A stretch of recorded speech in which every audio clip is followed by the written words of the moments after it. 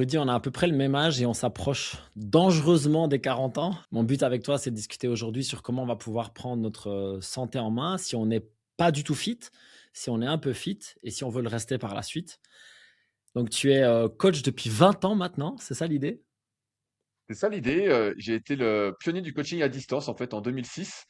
Donc pour mettre du contexte, à 14 ans, je me passionne de musculation et je passe mes journées à lire des livres, à m'informer. C'est les débuts d'Internet avec les forums de musculation et j'ai que ça en tête. Vraiment, je pense qu'à l'entraînement, comment m'améliorer. Je pose des questions sur les forums de musculation et donc tout naturellement, bah, je passe à un brevet d'état éducateur sportif, ce qu'on appelle on appelait un B2ES Acumez en 2005-2006 que je réussis. Et tout naturellement, je pensais qu'on allait m'embaucher dans une salle de musculation en tant que prof de musculation. C'était le plan de départ et c'était ce qui était vendu dans les magazines. Et je me suis confronté à la réalité qui est que personne n'embauche un jeune de 18 ans pour gérer une salle de musculation. Et par chance, en fait, de nombreuses personnes m'ont contacté via les forums internet où j'étais très actif pour me demander des programmes. C'est donc tout naturellement que j'ai ouvert avec celui qui allait devenir mon associé par la suite, Fabrice, sur Superphysique, bah, mon site rudykoya.com. Mais avant qu'on déroule un peu, tu dis on a bientôt 40 ans. Quel âge tu as, toi, Jack? Écoute, moi, je vais te dire, là, on est fin mars quand on tourne cet épisode, j'ai 40 ans dans 4 mois. Ah, t'as 40 ans dans 4 mois. Ah, donc t'es de 87, mais t'es un peu plus vieux que moi. Moi, je suis de septembre. Donc on est de Non, non, 87 tous les deux. toi, t'es de 87, moi, je suis 86. Et ouais, Ah, mec. ah oui, on est en 2026, c'est vrai. Je me perds avec les Ouais, dates. ouais, ouais. Vieux de la vieille, Rudy. Du coup, on a ce truc où on a forcément eu une évolution. Tu sais, moi, j'étais dans le basket, pas dans la musculation. Enfin bref, on a roulé notre boss chacun. Et toi, tu as beaucoup, beaucoup été donc, dans la musculation à proprement parler. Toutefois, je pense que tu as vraiment une idée maintenant de la santé globale. Et j'aimerais bien que tu m'aides à coacher les gens qui ont une quarantaine d'années et qui veulent, si tu veux, d'abord reprendre leur santé en main avec les fondations et puis aller vers une forme peut-être supérieure athlétiquement d'eux-mêmes par la suite. Déjà, est-ce que c'est toujours possible à 40 ans? Parce qu'il y a plein de gens qui en doutent. Moi, j'en ai pas de doute, mais il y a plein de gens qui en doutent. Et puis, bah, sur le comment on peut faire, ça m'intéresse. Ouais, mais j'ai plein de questions comme toi aussi de gens qui me contactent, qui me demandent est-ce qu'à 40 ans, je peux encore progresser? Alors moi, comme tu le dis, je viens surtout du milieu de la musculation et c'est plus des gens qui veulent se transformer physiquement ou qui veulent lier un peu tous les pans de la performance et du côté hybride qui est très populaire en ce moment qui me contactent, donc ils sont déjà dedans. Et souvent, ce que je leur explique, c'est que effectivement, si tu démarres à 20 ans, bah, tu as peut-être un permis à 100 points et à 40 ans, tu as peut-être plus qu'un permis à 80 points. Donc, certes, tu vas pas progresser autant qu'à 20 ans, mais à 40 ans, tu vas toujours progresser, d'autant plus si tu débutes ou si tu n'as jamais fait les choses vraiment de manière structurée, optimisée et organisée. C'est sûr. Ensuite, bah, c'est vrai que ma pratique, elle a évolué, bah, tout comme la tienne. Au début, j'étais très musculation. Je pense comme beaucoup de jeunes où tu veux être le plus musclé possible, le plus fort possible, tu veux être énorme et sec. J'ai même organisé des compétitions. J'étais à fond vraiment musculation. Fallait être super balèze. Et donc, bah, je pense que j'ai réussi à être plutôt balèze à un moment, même si j'ai pas spécialement maigri depuis. Mais et c'est vrai qu'avec les années, bah, je me suis intéressé beaucoup à la longévité parce que je me suis rendu compte que mes entraînements, en fait, ne pardonnaient plus mes petites erreurs. Tu vois, en fait, Hmm. et puis il y a eu aussi beaucoup d'évolutions. Tu sais, on a le même âge. Je sais pas depuis combien de temps tu es sur Internet, mais au début, on n'avait aucune notion de mobilité, aucune notion de renforcement tendineux. On avait quelques petites notions cardiovasculaires, mais c'était surtout dans les magazines. C'était vraiment au début d'Internet, et donc les informations étaient peu accessibles. C'est comme ça que je me suis fait connaître, d'ailleurs, en partageant des articles autour de la musculation sans dopage, de l'alimentation, tout ce qu'il fallait pour prendre du muscle. Mais le milieu était très pauvre. Et donc, vraiment, pendant des années, pendant, je pense, près de 15 ans, je me suis surtout intéressé à la musculation. Et puis, bah, avec les années qui passent, je me suis rendu compte que ma pratique n'était pas tenable, en tout cas dans la forme que j'utilisais sur le long terme. C'était pas Hmm. tenable de faire 5 fois 3 heures de musculation à visée hypertrophie, en forçant comme un fou, euh, sans considérer bah, tous les autres facteurs de la longévité qui sont, je le rappelle, pour moi, j'ai un ordre un peu dans la longévité qui est, premièrement, ne pas avoir de douleur. Donc ça va. Je peux dire, je touche presque du bois, j'ai des petites gênes, voilà, mais rien de fou. Donc ça, c'est la première étape, ne pas avoir de douleur. Donc si quelqu'un me contacte et qu'il a mal partout, n'étant pas professionnel de santé, en général, je l'oriente vers un professionnel de santé que j'estime compétent.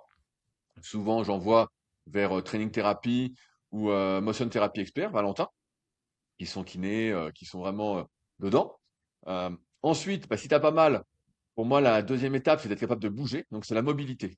La mobilité, on en parlait hors antenne avec toutes les vidéos que tu as faites de Julien Pinot qui avait introduit vraiment en France, en tout cas, le concept de torque. C'est un peu ça, c'est de la force interne. C'est est-ce que je suis capable de générer de la force dans des amplitudes que je souhaite utiliser?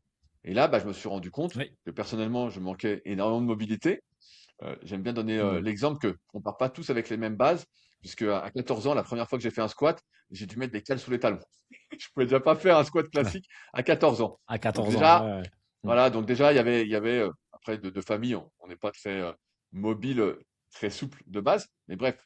Donc la mobilité, est-ce que je suis capable de bouger? Ça, c'est la deuxième étape de la longévité pour moi, c'est est-ce que tu es capable, par exemple, de faire un squat, de te relever de ta chaise, d'attraper quelque chose en hauteur, et puis on peut l'adapter d'un point de vue athlétique à quelle activité je souhaite faire. Ensuite, il y a le Mhm. développement cardiovasculaire. Pour moi, c'est la troisième étape. Et on voit que la muscu, c'est encore un peu plus loin. Mais c'est, voilà, est-ce que je suis en bonne santé cardiovasculaire? Est-ce que, aujourd'hui, on parle beaucoup de VO2 max et on dit souvent que si on n'a pas au moins 35 et bah, de VO2 max, on a du mal à monter les escaliers, on est essoufflé pour un rien. Et donc, bah, le développement cardiovasculaire, aujourd'hui, c'est un prérequis. Vraiment, même avant la musculation, d'un point de vue longévité. Pour beaucoup de personnes, on se parlera sans doute un petit peu après, ça peut être juste de la marche au début, hein, quand tu démarres de zéro. Rien que marcher un petit peu tous les jours, c'est déjà un effort et le cœur peut déjà monter assez haut en pulsation. Donc voilà, développement J'allais te cardiovasculaire. demander, Dis-moi, Jack. ouais, justement, tu vois, 35 de VO2 max, juste pour quelqu'un qui ne se rend pas compte, c'est quoi comme. Tu vois, comment est-ce que je peux évaluer ça sur le terrain si je suis effectivement à ces 35 là ou pas du tout? Ouais, ah ben, il y a pas mal de tests qui existent, qui sont plus ou moins à débat. Je ne sais pas si des spécialistes nous écouteront, mais tu as des petits tests qui estiment ta VO2 max à partir d'un test Cooper. Donc, par exemple, un 12 minutes, tu cours. Ouais. À partir d'un test sur vélo, par exemple, un test de, comment on appelle ça? Ah, j'ai plus le terme, un test FTP. Il y a plein de différents tests qui existent. Le test Luc Léger en course à pied aussi. Tu as plein de petits Oui. tests qui existent, mais j'ai envie de te dire qu'au-delà de la mesure, qui est important, c'est parce que la mesure, elle est là, et que tu es 35 ou 30 ou 40, ce qui compte, c'est que tu sois actif et que tu fasses ce qu'il faut pour au moins soit la développer, si on n'a jamais fait, soit au moins la maintenir, parce que le vieillissement, j'aime bien le rappeler, c'est un vol. Le vieillissement va nous voler, va nous voler tout ce qu'on a construit, et c'est important d'avoir une marge de sécurité. Et à mesure qu'on vieillit, bah, ce vol va s'intensifier, et donc nous, tout ce qu'on va essayer de faire, même si c'est pas très plaisant et c'est pas ce qui nous met en mouvement, ce qui nous motive, bah, c'est s'entraîner pour ne pas perdre, pour ralentir cette vitesse de perte.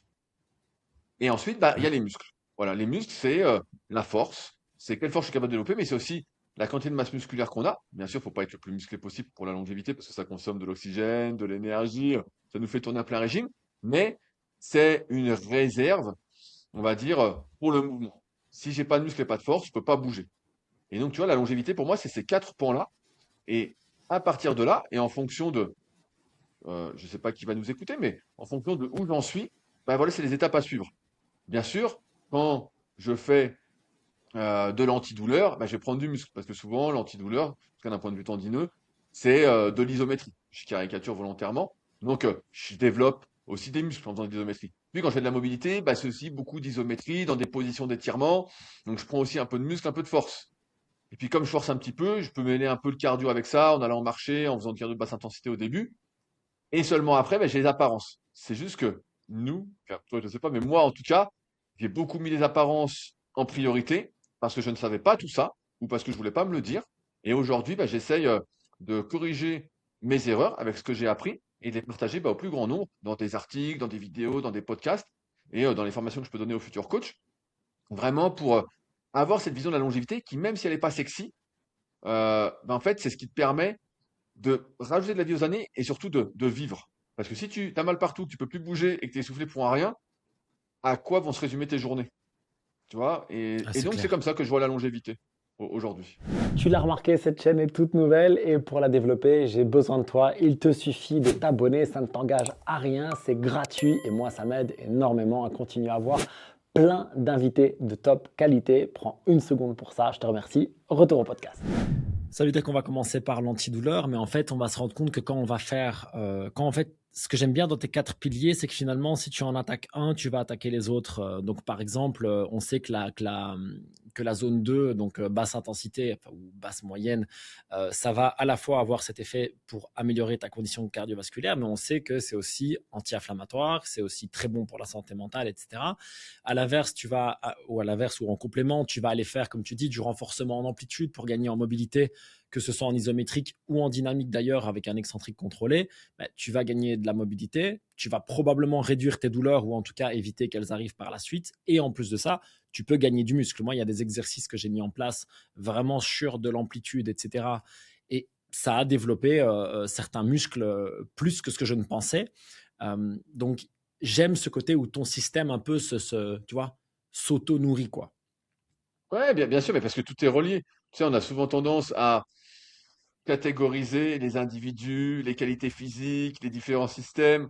Tu vois, C'est clair. on parle de système hormonal, mais c'est relié au système immunitaire, et puis au système nerveux, et puis au système respiratoire. En fait, on est un ensemble de systèmes et tout est relié. Tu sais, dans les tissus conjonctifs, on parle souvent de tenségrité pour dire qu'on est un amas de tissus conjonctifs et que selon certains, c'est ce qui nous ferait tenir debout, nous faire qu'on s'aplatit pas dans tous les sens. Mais en fait, tout est relié. C'est sûr que quand tu fais du renforcement tendineux parce que tu as mal quelque part, je disais, c'est de l'isométrie. Souvent, c'est de l'isométrie quand tu arrives progressivement en position d'étirement, bah, tu développes aussi du muscle. Voilà. Si tu fais du C'est cardio, clair. tu parlais de la zone 2. Si on a des gens qui sont débutants qui nous écoutent, l'important, c'est déjà de bouger. Parce qu'aujourd'hui, on est beaucoup C'est sur les clair. datas, à se dire, oui, alors là, je suis en zone 2, là, je suis en zone. Écoute, ça, c'est pas très important. Souvent, et moi je l'ai fait de nombreuses fois, on met la charrue avant les bœufs. Tu vois, tu es là, tu vas acheter la montre, tu vas dire, ah merde, j'ai couru trop vite, ah j'ai pas couru assez vite, j'ai pas fait ci. En fait, commence déjà à faire un petit peu. Ouais, ce qui est difficile, comme toujours, c'est de s'y mettre. Je pense que le plus compliqué, et j'adhère beaucoup à cette philosophie qu'il y a dans le livre Facile d'Olivier Pourriol, que je cite souvent, qui est pas du tout sur le sport, mais il dit, le plus difficile, c'est de commencer, et c'est pour ça qu'il faut toujours penser en continuité. Tu vois, tu continues quelque chose. Tu vois, je te prends un Ouais. exemple. En ce moment, je suis en train de m'amuser. Je te fais un petit insight. Mais je suis en train de m'amuser. J'ai reçu ça hier, un power brief pour le système respiratoire. Et donc, Ouais. moi, je faisais beaucoup d'entraînement avec un ballon avant mes séances cardio pour justement essayer de développer mon système Mhm. cardio-respiratoire parce que je suis pas très bon là-dessus. Et bref. Et donc, tu vois, j'aurais pu dire, bah, je commence le power brief, mais en fait, non, je continue mon entraînement respiratoire.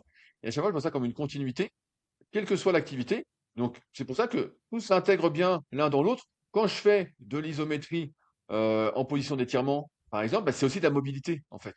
Et ensuite, si C'est clair. effectivement, ce que je fais, mon isométrie, parce qu'elle est souvent sur un plan flexion-extension et pas rotation, bah, effectivement, après, je fais de la rotation et puis je vais développer des muscles un peu plus profonds dont la plupart des gens se foutent malheureusement au début quand on est jeune, dont je me suis foutu aussi. Et puis quand tu fais du cardio, tu développes tes 100%. muscles aussi. Parce que le cardio, c'est pas seulement que de la zone 2, c'est aussi, faut aussi être capable des fois de forcer un peu. Si tu n'as jamais fait, bah tu forces pas, mais progressivement. Tu vois, j'écoutais Jimmy Gressé il y a quelques jours en podcast qui disait aux gens, ouais, si vous avez jamais couru, bah, commencez par marcher, courir, puis ensuite essayez de courir 2 fois par semaine pendant 6 mois, et puis après vous verrez pour courir 3 fois. Et le problème, c'est que on est tous trop pressés. On est tous trop pressés. Moi, je vois qu'à chaque fois que je redémarre la course à pied, je dis, allez, bah, je recours, c'est bon. Et en fait, pas du tout. Il faut vraiment prendre son temps, prendre son temps. Parce que ce que je me rends compte, c'est que les années passant, et c'est aussi ça qui m'a amené plus vers la musculation, longévité, même si je fais pas tout de manière rationnelle. Il y a aussi une notion de plaisir dans l'entraînement, pour moi en tout cas.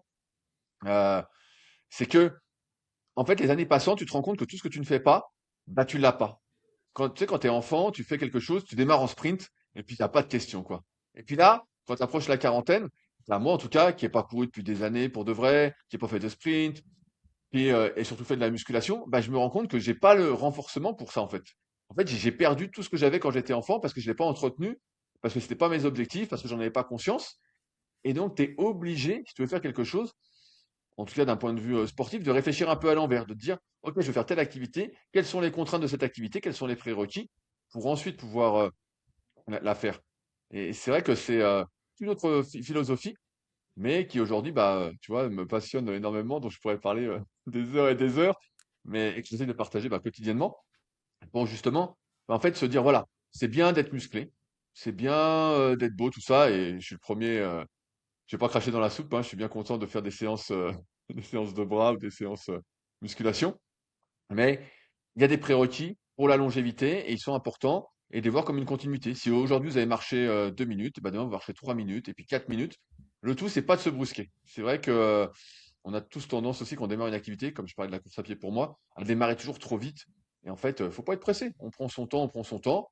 Et puis de toute façon, on a le temps, on a le temps. On est- on peut Ouais, je pas suis aller plus d'accord vite avec que la toi. musique Et de toute façon. j'ai eu cette discussion avec une cliente là il y a quelques jours justement dans une de mes salles. Et si tu veux, c'est une cliente qui est en obésité morbide de base, qui là a déjà perdu 20 kilos depuis qu'elle a Bah, commencé. c'est Et super on déjà. l'invite Bah, à c'est aller énorme. faire. Ouais, c'est incroyable, incroyable. Franchement, 20 kilos, c'est énorme. Elle dit voilà, on m'a invité à aller faire un jogging et tout. Et j'ai refusé. Et je dis, mais c'est la meilleure décision que tu aies prise. Elle a toujours du poids en trop.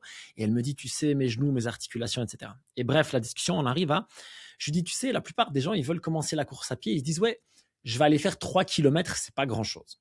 Ok, effectivement, en course à pied, 3 kilomètres, c'est pas grand-chose. Je dis, pour quelqu'un d'une taille normale, 3 kilomètres, à la louche, c'est 3000 pas. Ok, donc on va dire que c'est 3000 pas. Je dis, est-ce que tu ferais 3000 jumping jack comme entraînement ou pas? Elle me dit, mais jamais de la vie. Je dis, mais alors de où tu vas aller faire 3000 impacts avec du surpoids, un corps qui n'est pas du tout entraîné à ça, tes tendons, ils vont pas aimer, tes articulations vont pas aimer. Je dis, c'est le meilleur moyen en fait de décrocher. Et tu vois dans la rue, je ne sais pas comment c'est par chez toi, mais moi j'en vois plein ici, des gens qui courent et qui ne devraient pas courir, qui sont pas prêts en fait, et qui prennent vraiment des risques avec leur santé, et surtout qui pour moi prennent le plus gros risque, qui est le risque de décrochage, parce qu'ils vont avoir mal, parce qu'ils vont être blessés, etc., etc. Et donc comme tu l'as dit, l'idée c'est plutôt de faire une continuité. Marche une minute, cours une minute, marche une minute, cours une minute, fais 15 minutes, rentre chez toi. Et c'est bien comme ça. Par contre, qu'est-ce que tu vas pouvoir faire un peu plus pendant combien? Moi, je pense qu'il ne faut pas se lancer dans une. Enfin, il faut vraiment avoir cette, cette vision au moins 2 ans, tu vois. Quand on a notre âge, tu ne te lances pas à apprendre la mobilité et dire dans 2 mois, je serai quelqu'un de souple et mobile pour le reste de ma vie. Ça n'existe pas, tu vois. Il y a ce truc où à partir de maintenant, ça fait partie de ton mode de vie. Ça m'amène à la question qui est, à ton avis, la prescription minimale, c'est quoi? Donc, je m'explique. Pour quelqu'un qui voudrait entretenir sa santé, on n'est pas encore dans la performance, j'ai envie d'en parler avec toi, mais si tu veux bien un peu plus tard. Pour quelqu'un qui voudrait entretenir sa santé, une prescription minimale hebdomadaire, ce serait quoi? En termes de cardio, en termes de travail de mobilité, en termes de musculation peut-être? À ton avis, qu'est-ce qui serait sain? Bah, c'est une très bonne question. J'ai fini il y a pas longtemps le livre Longévité de Peter Attia, que tu as sans doute lu aussi ou que tu vas lire, vu que c'est dans Ouais, notre thématique. Et je trouve que dedans, ouais, ces prescriptions, elles sont trop importantes. En fait, elles sont infaisables pour la plupart des gens. En tout cas, nous, avec nos rythmes de vie, où nous, on est entrepreneurs et on arrive quand même à s'organiser comme on veut, même si on bosse beaucoup plus que de raison, contrairement à ce que la plupart des gens pensent, qu'on a des idées, on veut les mettre en place, tout ça. Mais même pour quelqu'un qui est salarié classique en France, de ce que je connais, bah, en fait, entre les trajets, tout ça, bah, près de 50 heures par semaine, il est en dehors de chez lui. Il est en train de travailler sur le trajet. Et donc, forcément, bah, les recommandations de Peter Attia qui sont de faire 4 heures de zone 2, 2 séances intensives, de musculation, de la mobilité, de de l'isométrique, qu'il l'équilibre, appelle gainage. ouais, ouais, c'est Ouais, interminable. en fait, c'est infaisable. C'est infaisable. Et donc, j'aime bien reprendre ce que disait Bruno Lacroix, qui était un écrivain dans le monde du muscle quand j'étais enfant et adolescent. Et lui, il parlait souvent de 2 séances de musculation et 2 séances de cardio. Je trouvais que c'était un bon début, sachant que musculation, on va le mettre entre parenthèses, parce que musculation, ça peut vouloir dire isométrie, ça peut vouloir dire mobilité, ça peut vouloir dire mouvement. Ok? La Ouais, c'est musculation, à chaque renfort, fois, quoi. voilà, c'est renfort. Mais on dit, quand on dit musculation, souvent on pense musculation, on fait les biceps. Mais c'est ça. Et tu vois, il parlait de ça, et je trouvais que c'était déjà un bon début. Parce que si la plupart des gens faisaient 2 séances de cardio par semaine, en fonction de où ils en sont en termes d'intensité, et 2 séances de musculation, bah, ce serait déjà super en fait. Alors après, en termes de temps, bah, idéalement, j'ai envie de te dire que les séances de cardio peuvent ne pas être très très longues. Euh, à terme, entre 30 et 45 minutes, si on parle de longévité. Et puis les séances de musculation, bah, ça peut aller assez vite. Malheureusement, ça prend vite du temps avec les temps de récupération, si tu forces plus ou moins ou autre. Et tu es vite à 1 heure. Tu es vite à 1 heure, 1h15, sans trop forcer. Ça, c'est de la longévité. Ça, pour moi. Et bah, évidemment, à compléter tous les jours avec un peu des mobilisations, un peu avec de la marche active, un peu avec le fait de bouger. Parce que le problème de notre société actuelle, c'est qu'on est tellement inactif. Tu vois, on distingue beaucoup les activités sportives et physiques, et parce qu'en fait, on fait pas assez d'activités physiques dans la journée. Je sais pas Ouais. toi comment tu travailles, mais moi, j'aime bien faire des pauses à peu près toutes les heures où je vais bouger, me mobiliser. Là, je faisais mon entraînement en respi, tu vois. Je fais plein de petits trucs dans la journée qui sont pas vraiment de l'entraînement pour moi, parce que l'entraînement se passe quand je vais à ma salle, mais qui sont plein de petits trucs pour me garder un peu actif. Tu Ouais. vois, aller marcher, aller prendre l'air, me mobiliser, faire plein de trucs pour justement essayer de faire des activités physiques un peu toute la journée pour pas rester assis et immobile, parce qu'on sait que, comme je le disais tout à l'heure, plus tu restes immobile, plus ça devient ton habitude, et plus tu Ouais. perds tout ce qui sort de cette zone-là. Et c'est là que ça devient compliqué quand tu as beaucoup, beaucoup de choses à travailler. Mais j'ai bien apprécié ce que tu as dit tout à l'heure sur le fait que bah, voilà, faut avoir une vision long-termiste. Tout comme toi, j'ai des gens qui me contactent et qui me demandent, oui, en combien de temps je peux atteindre tel objectif et souvent, bah, je les freine un peu. Je dis, bah voilà, c'est pas en 6 mois, je pense que c'est en 2, 3, 4 ans. Et des fois, les gens sont déçus parce qu'ils me disent, ouais, mais attends, moi, je pensais que c'était plus rapide. Je dis, bah, écoute, je peux te mentir si tu veux, mais la vérité, c'est que changer ses habitudes, parce qu'un changement physique ou une amélioration de sa santé, c'est un changement d'habitude, ça ne se fait pas du jour au lendemain. C'est difficile à mettre en place, il faut y aller petit à petit, et ton corps, il va pas réagir du jour au lendemain. Si ça fait 40 ans, parce qu'on parle de nos 40 ans, que tu n'as pas les bonnes habitudes, bah, il y a 40 ans de mauvaises habitudes à compenser, et ça peut pas se faire du jour au lendemain. Bien sûr, ça va pas mettre 40 ans à se compenser. En quelques années, ça va se compenser. Et c'est pour ça que c'est un processus, et après on en parlera peut-être, mais il faut aussi comprendre et adhérer à ce qu'on fait pour y prendre du plaisir, pour pouvoir mettre ça dans la durée. Être toujours dans la continuité, comme je disais tout à l'heure. Mais tu vois, c'est voilà, les prescriptions que je ferais, c'est de muscu, de cardio et faire un peu d'activité physique tous les jours, sans que ce soit vraiment du sport intensif.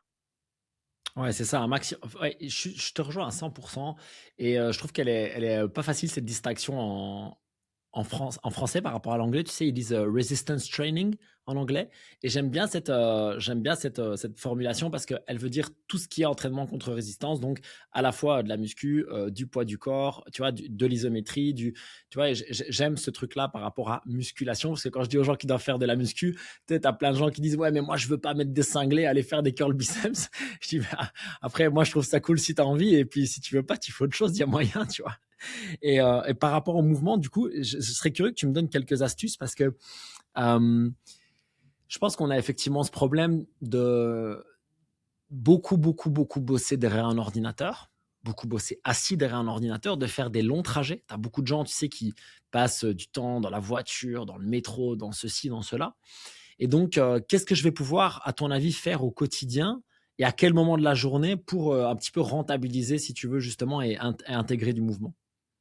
Ouais, je vais essayer de faire peur à personne avec ce que je fais et ce que je recommande, parce que ça va paraître beaucoup pour certains. En fait, moi, ce que j'aime bien faire assez rapidement, euh, j'ai un chien là qui gratte d'ailleurs à la porte, le sagouin. Mais déjà, tu sais, c'est les habitudes un peu classiques. C'est le matin quand je me lève, bah, je le sors tout de suite. Donc, je prends la lumière du jour, je marche Ah avec ouais, lui. magnifique. Ça, tu vois, c'est le premier truc. Ensuite, bah, moi, je travaille tout ça et comme je disais, toutes les heures, je fais une pause. Donc, ma première pause, en général, ce que je fais, c'est ce qu'on appelle des CARS dans le système FRC. C'est des mobilisations articulaires contrôlées. En gros, Mhm. je fais ça et ça prend moins de 10 minutes. Tu vois, c'est ma petite pause après avoir travaillé 1 heure où je vais mobiliser bah, toutes les articulations. Ça va me déverrouiller et puis ça me permet peut-être de gagner un peu de temps sur mon réchauffement du matin. Car comme tu le sais, bah, on se réchauffe de moins en moins avec les années au réveil. Euh, Ensuite, bah, un peu plus tard, quand je refais une pause, j'essaye de faire, alors ça va paraître bizarre aussi pour ceux qui sont pas dans le milieu, mais c'est mobiliser les yeux. En fait, je me suis rendu compte que passer beaucoup de temps derrière un ordinateur ou à fixer un écran, en fait, me faisait perdre en mobilité des yeux. Et en fait, ça Mm. perturbait énormément mon système vestibulaire, mon, Ton mon équilibre, équilibre, ouais. on va dire. Mm. Je m'en suis rendu compte parce que j'ai fait une bonne partie de la formation Labo RNP. Je passe d'ailleurs le bonjour à Adrien, Seb Salut Adrien. et puis Romain. Et, Évidemment. euh, et donc, je me suis rendu compte que quand je faisais ça, bah, d'un coup, donc en mobilisant les yeux, je peux montrer à l'écran pour ceux qui nous regardent, je vais montrer un petit peu, mais faire ça par exemple, et donc dans tous les sens, haut, bas, les diagonales, tout ça, et puis après mettre de la vitesse. En fait, vraiment, je sentais que ça avait un effet sur mon cerveau et ça me relâchait, mais vraiment incroyablement. Vraiment, c'était fou. Donc il y a ça. Je vais aller dans ton sens une seconde, si tu permets. Vas-y. Andrew Huberman, il en parlait dans un podcast et il expliquait que le fait d'aller marcher à l'extérieur et de balayer l'horizon avec ses yeux, c'était une des choses les plus apaisantes et une des plus stimulantes pour le système nerveux parasympathique, en fait. Et donc, il disait qu'effectivement, quand tu passes du temps derrière l'ordinateur, non seulement faire une pause, c'est intéressant, bouger, c'est intéressant, mais particulièrement aller marcher à l'extérieur et balayer l'horizon. Donc, tu vois, tu as ressenti quelque chose qui, pour moi, correspond complètement à ce qu'il dit. Ouais, tu vois, après, comme on est tous beaucoup immobiles, c'est pour ça que je recommande ça, là, dans ton podcast. J'en parle pas souvent, mais c'est vrai que mobiliser les yeux, c'est hyper, hyper important. Et on Mm. sent tout de suite, au début, ça peut faire tourner un peu la tête, en tout cas, moi qui suis beaucoup, on va dire, immobile. Et ça fait Mm. du bien. Pareil, tu vois, après, souvent, je vais faire une pause, ça va être l'heure de manger ou quoi, et je vais aller promener mon chien après. Alors, comme tu Ouais. disais, souvent le problème, c'est quand tu promènes ton chien, tu regardes ton chien parce qu'il te fait sourire, il te met de bonne humeur, tu regardes moins l'horizon, même s'il regarde un petit peu. Tu vois? Et puis après, je vais retravailler et puis ensuite, je vais aller m'entraîner. Souvent, j'ai ma séance quotidienne. En ce moment, je m'entraîne 6 jours sur 7. Donc, je m'entraîne, je fais du resistance training 6 jours sur 7. Et voilà, c'est mon entraînement. Et ensuite, quand je rentre encore, tu vois, je vais retravailler et puis je vais aller repromener le chien. Donc, en fait, il y a toujours des petites choses Ah ouais. dans la journée qui font que je fais plein de petites pauses pour être actif parce que je sens que quand je fais qu'une seule chose, ça suffit pas, tu vois. Et de plus en plus avec les années, malheureusement. Tu vois, avant, quand j'avais 20 ans, je m'entraînais et puis je restais assis, puis je lisais des bouquins de muscu, ça suffisait. Et là, je sens que, en fait, c'était des mauvaises habitudes. C'était vraiment des mauvaises habitudes. D'accord. Et donc, pareil, des fois, j'essaye, on en parlera après, mais en ce moment, je fais pas mal d'envois pour mon nouveau livre hybride. Et donc, pareil, tu vois, ce matin, j'ai fait les enveloppes. Tu vois, à chaque fois, j'essaie de trouver des petits trucs. Je me laisse des trucs pour pas tout faire d'un coup. Ou pareil, je dis des conneries, mais par exemple, je fais une machine. Ma machine à laver, elle dure 1 heure. D'accord, elle est finie, tu vois, c'est ma pause. Hop, j'étends le linge, je range le linge qu'il y avait. Toujours trouver des petits trucs, en fait, pour bouger. Et parce que ce qu'on dit pas aussi, c'est que quand tu es actif, ça te pousse à être encore plus actif, tu vois. C'est comme un cercle vertueux. Et Ouais. moins tu es actif, ça nous est tous déjà arrivé, tu te mets à regarder une série et puis le truc est bien fait et puis tu regardes et en fait, ça t'appelle à rester inactif. Et donc moi, j'essaie vraiment d'être actif le plus possible parce que je me suis rendu compte, malheureusement comme beaucoup, que l'immobilisme et l'inactivité me rendaient de moins en moins capable. Ah, ouais, je te rejoins à 100%. On est allé vers une prescription peut-être, on va dire minimale, 2 fois du resistance training et 2 fois du cardio, et du mouvement un maximum au quotidien. Si maintenant je veux optimiser, sans peut-être être encore un athlète de haut niveau, mais juste, ok, j'ai du temps, j'ai envie d'investir dans ma santé, à la fois, alors moi, j'aime cette idée en fait d'aider les adultes à être fiers de leur corps. Je pense que c'est très important et c'est extrêmement sous-estimé pour la confiance en soi. Et aussi d'avoir un corps utile, fonctionnel, mobile, où je peux, comme je disais, je peux faire un château de sable avec mon fils pendant 1 heure et demie, être décalqué derrière, mais pas me dire le lendemain, je vais avoir mal au dos, je peux pas bouger, je peux pas le faire. Tu sais, enfin voilà, vraiment cette liberté de bouger. Si je veux optimiser ça, est-ce que ton 2 plus 2, il se transforme maintenant et comment? Ouais, il se transforme largement. J'ai envie de te dire, ça dépend, ça dépend, mais du temps Ça qu'a la dépend des personne. besoins. Non, mais Ouais. ça dépend du temps qu'a la personne. Parce que quand tu Ah fais une oui, analyse de mobilité à quelqu'un, tu te rends compte qu'il y a tellement de zones qui sont faibles, qui manquent de mobilité, que tu peux y passer en fait tous les jours 1 heure en fait. Je donne un c'est exemple sûr. pour les plus spécialistes. Tu vas analyser une hanche, tu vois qu'il n'y a pas de rotation interne, pas de flexion de hanche. Ok, rien que pour la rotation interne de hanche, tu en as pour 25 minutes, plus 25 minutes pour la flexion de hanche, tu es déjà à 50 minutes. Et ça, idéalement, il faut que tu le fasses, tu avais vraiment du temps, 2 fois par semaine. Tu Ouais, vois? au moins, Donc ouais. tu es là, tu te dis, ok. Et puis bon, il va y avoir la même chose sur l'épaule, et puis peut-être un truc sur la cheville. Donc tu vois, tu peux vite passer 1 heure par jour sur la mobilité sans, et donc qui sert aussi de renforcement tendineux vu qu'il y a de l'isométrie en course externe. Mais, si t'as pas de douleur, mais tu vois, tu peux vite passer 1 heure là-dessus. Après, si quelqu'un a vraiment du temps, tu vois, est vraiment motivé à aller plus loin, que je recommanderais, et ce que j'essaye de faire, mais j'ai du mal parce que j'ai plein d'idées de travail que j'essaye de mettre en place en ce moment, c'est vraiment de faire des petites séances en fait. Tu vois, de faire, pourquoi pas 2 séances dans la journée, mais 2 petites séances de 30-45 Ouais, minutes, tu vois. ouais. Ça me paraît plus optimal. Et avec toujours ce jour de repos dans la semaine. Fred Cossé, on avait parlé dans Hybrid Podcast quand j'avais interviewé, cette nécessité d'avoir un jour de repos, qui est pas facile non plus à avoir quand tu es hyper sportif, hyper motivé. Mais je pense que c'est hyper important d'avoir des petites séances et puis de multiplier en fonction de tes capacités de récupération. S'il y a une dose maximale, je dirais 6 fois par semaine, 2 fois par jour, avec des petites séances. Ce qu'il faut éviter, c'est les grosses séances, comme j'ai pu faire par le passé, qui durent 2 heures et demie, 3 heures. Là, tu es sûr que ça te fout en l'air pour, pour la semaine ou pour plusieurs jours, quoi. c'est pas bon. Mais tu vois, si je dois mettre une recommandation en termes de cardio et de résistance training, ben, je dirais que tu peux vite monter à 4, 5, 6 résistance training. Encore une fois, pas de la musculation, résistance training Ouais, comme tu as défini. Et puis monter à 3 ouais, cardio. Je pense que 3 cardio, c'est une bonne moyenne en variant. Parce qu'on n'a pas dit, mais dans la longévité, ce qui est important aussi, c'est de varier les modalités. En fait, c'est pas de répéter 3 fois de la course à pied, c'est faire une fois course à pied, une fois vélo, une fois rameur ou une fois skiing. C'est de varier. Bien sûr, ouais, et c'est même pas, l'intensité. voilà, c'est Ouais, pas ce qui amène les meilleurs progrès. Et pareil sur la musculation, si on parle musculation classique, pas résistance training, mais exercice de muscu, d'un point de vue longévité, c'est bien de varier aussi. Tu vois, un coup lourd, un coup léger, euh, un coup, bah, toutes les 3-4 semaines, peut-être changer d'exercice, suivant le même pattern de mouvement. Vraiment, parce qu'on se rend compte aussi que quand on répète toujours la même modalité, bah, on s'use prématurément. J'en parlais, bah, tu vois, hier avec mon médecin du sport que j'ai vu, et qui discutait, et qui me disait que lui faisait de l'ultra trail. Il dit, ouais, je vais pas en faire très longtemps parce que je sens que ça, c'est vraiment un tue-genou, quoi. ouais. Tu as, j'aime bien l'idée des 2 petites séances par jour, en fait. Je trouve ça, déjà dans cette logique de bouger plus régulièrement. Et puis, il y a un côté où ça crée une vraie dynamique. Moi, j'ai pu le faire, un peu comme toi, j'ai pu m'organiser à certains moments et je me sens très, très bien quand je fais ça. Moi, je fais une petite séance sur le temps de midi et une petite séance en fin de journée. Celle de fin de journée, elle me sert un peu, tu sais, de sas de décompression en mode, c'est bon, c'est terminé, maintenant je peux aller m'occuper de ma famille, chiller et cetera, et celle sur le temps de midi, elle me rebooste pour l'après-midi de ouf.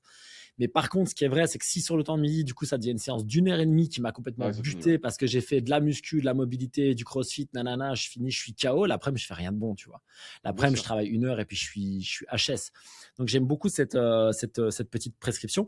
Et tu as fait un pont magnifique vers une discussion qu'on aura un peu plus tard avec le CrossFit parce que tu n'arrêtes pas de me parler de variété. Et je dis, mais alors, quoi de mieux? Quoi de mieux? On va en parler, ce sera vraiment intéressant. Dans les séances de musculation, tu nous as parlé d'une part donc de ce travail de mobilité, de soutien des tendons, etc. Et puis une partie, on va dire musculation un peu plus, allez, muscu tradi, on va dire ça. Euh, Toi, tu aimerais déjà, qu'est-ce que toi tu aimes faire pour commencer dans ces séances-là? Et puis, qu'est-ce que monsieur et madame tout le monde devraient faire dans ces séances-là? On va dire vraiment dans les séances de musculation. Je vais pas dire que je prends beaucoup de plaisir à faire de l'isométrie en course externe lourde et puis de la mobilité. C'est pour ça que d'ailleurs que c'est très peu populaire et que les gens veulent pas le faire et que je dis souvent aux gens que je forme pour devenir coach, si voilà l'idéal théorique et après en Ouais, pratique, bah, faut essayer d'amener les choses, sachant que le nerf de la guerre, pour beaucoup, c'est quand même la transformation physique. Il faut que derrière, il y ait une transformation physique qui va permettre de mettre en mouvement, de motiver, de faire continuer.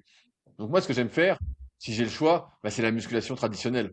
Moi, je viens de là, et ben, j'adore faire une séance de musculation, congestionner, progresser, mettre plus lourd. C'est ce que j'aime. Maintenant, c'est pas ma séance à 100%. Aujourd'hui, toutes mes séances commencent par 15 à 20 minutes de renforcement tendineux ou de mobilité en fonction des zones qui vont être travaillées. Pour moi, c'est mon prérequis. Et ensuite seulement je fais la séance. Bah, quitte justement à faire moins de musculation traditionnelle. Mais c'est pas mmh, très grave puisque, encore une fois, j'ai déjà développé le physique. C'est plus ça. Et après, bah, si j'ai des recommandations, dans l'idéal, comme j'ai dit, pas de douleur, la mobilité nécessaire, le cardio et la muscu ensuite. Après, le cardio et muscu au début, tu parles de CrossFit, donc je te tends une nouvelle perche, mais on peut le relier, tu sais, au début sous forme de circuit training, en fait. ouais, tout Tu sais, à fait. il y a 40 ans en France, c'était hyper populaire le circuit training. En aviron, pareil, il y avait le fameux circuit C2 que j'ai remis dans Hybride. Mais tu vois, c'était très, très populaire. Aujourd'hui, c'est tombé un peu en désuétude parce que les salles sont bondées. Les salles, ils Ouais. sont remplis de monde. Les salles sont Impossible devenues des de salles tourner d'une commerciales. machine à l'autre. Ah C'est très ouais, compliqué. ouais, Je ouais. me suis entraîné ces derniers temps dans des salles commerciales, comme j'étais en déplacement pour donner des cours. Et en fait, je me suis rendu compte que, ouais, effectivement, c'est très compliqué. Tu peux pas faire tout ce que tu veux. C'est, ouais, c'est particulier. Et donc, bah voilà. Mais sinon, tu peux tout lier quand tu as une bonne salle. Et puis, pareil. Là, on parle de muscu traditionnel, mais ça peut être de la musculation au poids du corps au début ou de la musculation avec des élastiques quand tu débutes. Et là, tu peux faire des circuits de training assez faciles. Mais les recommandations, c'est, encore une fois, c'est malheureusement ou heureusement, je sais pas, c'est du bon sens. C'est pas de douleur, la mobilité, cardio, muscu. Ce serait dans ce sens-là. Et après, bah, comme on l'a dit tout à l'heure, avec la dose minimale, moi j'aime bien scinder en deux la partie cardio et muscu, surtout au début et puis à mesure que tu progresses aussi, si tu as un objectif de performance, vu qu'on tend vers ça dans le podcast. Parce qu'à un moment, il y a quand même des interférences qui existent, même si beaucoup essayent de les nier de plus en plus en disant mais non, il n'y en a pas, il n'y en a pas, il n'y en a pas. Il n'empêche qu'il y en a, on le sent tous. Et quand tu essayes en plus de faire les deux, ta séance souvent s'allonge et t'es pas aussi productif sur l'un que sur l'autre. Mais ça peut être une étape à un moment pour justement quand tu manques de temps et essayer de tout concilier à la fois. Tu vois, on disait tout à l'heure deux cardio, deux muscu. On peut imaginer quelqu'un qui manque de temps, il fait 3 circuits training dans la semaine, CrossFit Mhm. ou pas, on en reparlera. Mais c'est déjà super, tu vois, c'est déjà une super recommandation. Ah, ouais, à 100%, on peut avec des choses assez simples. D'ailleurs, honnêtement, moi, dans la plupart des programmes, tu sais, je fais pas mal de recomposition corporelle maintenant. Dans la plupart des programmes, c'est ce que je fais. En fait, je fais une forme de circuit training qui leur permet d'avoir une stimulation cardiovasculaire tout en allant gagner de la force et du muscle. Et en plus, les gens trouvent ça quand même ludique. Tu vois, par Bien rapport sûr. à 10 bench, 3 minutes de repos, Ah, tu c'est leur fais horrible des trucs ça. entre les coups. Bah oui, c'est ça, tu vois. Et puis, bah, surtout pour, je le redis, pour monsieur et madame tout le monde qui n'ont pas une passion de la muscu non plus, tu vois. euh, où, euh, et où aussi, ils sont à un niveau aussi où la surcharge progressive, elle va être beaucoup plus accessible que pour toi. Par exemple, tu vas vraiment devoir tout calibrer. Ça va être quand même vraiment différent avec ton niveau. Et donc, on y arrive assez bien. J'ai envie de te parler quand même d'alimentation avant de basculer sur cette discussion autour de l'athlète hybride, muscu, crossfit, Irox, machin. On va beaucoup Ouais, s'amuser. Je pense que ça va être très j'ai compris qu'on sympa. va parler de CrossFit. Je voudrais que tu me parles d'alimentation parce que figure-toi que j'ai passé quelques heures à regarder tes vidéos ces derniers jours, évidemment, pour préparer le podcast. Et euh, finalement, tu as une alimentation que je vais qualifier de simple et saine. C'est vraiment les mots qui me viendraient. Mais quand tu coaches des gens, quand tu rencontres des gens, etc., c'est quoi peut-être les plus grosses erreurs qui sont, tu sais, les 20-80, quoi, les choses les plus faciles à corriger qui vont apporter le plus de résultats à ces personnes? Je dirais que de ce que je vois dans les personnes qui me contactent, et souvent dans les questionnaires, tu vois, je pense à ceux que j'ai reçus ce matin, des personnes qui ont postulé pour être coachées, c'est souvent il n'y a pas d'organisation, tu sais, sur l'alimentation. C'est un peu je mange sur le pouce, tu vois. C'est je mange le matin, mais je mange pas le matin, et puis le midi, on verra, et puis le soir je commande quelque chose. En fait, tu sais, c'est un peu comme un programme d'entraînement. Je pense que ce qui manque à beaucoup d'individus, c'est l'organisation, parce qu'on nous a vendu que Mm. l'organisation c'était chiant, que la rigueur, la discipline, c'était pas in, ça faisait pas de toi un type marrant ou une femme marrante, quelqu'un de tendance. Et c'est vraiment l'organisation. Tu vois, moi j'ai grandi, je parle souvent de ça, avec les DVD des bodybuilders professionnels. Et dans les Ouais. DVD des bodybuilders professionnels, quand j'avais 14, 15, 16 ans, tu les vois manger, il n'y a pas de question. Il y a leur alimentation sur le frigo, il y a leur heure d'entraînement, leur heure de repas, ils suivent en fait. Il y a pas une question de choix en fait. C'est réglé. Et ça, je l'ai appris très tôt. C'est pour ça qu'aujourd'hui, pour moi, c'est facile, d'un point de vue personnel, de suivre ce que je vais décider et d'essayer de manger ça parce que tout est cadré et je me laisse pas vraiment le choix. Et je pense que pour la plupart des gens qui n'ont pas eu cette éducation que j'ai eue malgré moi avec les DVD de musculation, en fait, c'est surtout ça qui manque, c'est l'organisation. Après, je crois aussi que la majorité des personnes qui nous écoutent savent très bien ce qu'il faut manger pour être en bonne santé. Je pense pas trop me tromper en me disant que tout le monde sait que faut éviter les plats industriels, faut manger des légumes et des fruits idéalement de saison, que faut pas négliger les sources de protéines parce que on sait que les protéines c'est très important, d'autant plus à mesure qu'on vieillit et qu'on les assimile de moins en moins. Tout le monde sait que les lipides, notamment les acides gras monoinsaturés, de l'huile d'olive, les acides gras polyinsaturés comme les oméga 3, c'est très important. Donc, si on peut consommer des poissons gras, je crois que tout le monde sait grosso modo les 80%, les 80-20, tu vois. Tout le monde le sait, mais après, c'est très difficile à appliquer parce que, comme je te disais tout à l'heure, c'est un changement d'habitude. Et c'est ce changement d'habitude qui est très dur à mettre en place parce qu'on peut pas passer de tout à rien. Et donc, j'ai déjà eu des élèves qui prends aussi souvent cet exemple-là.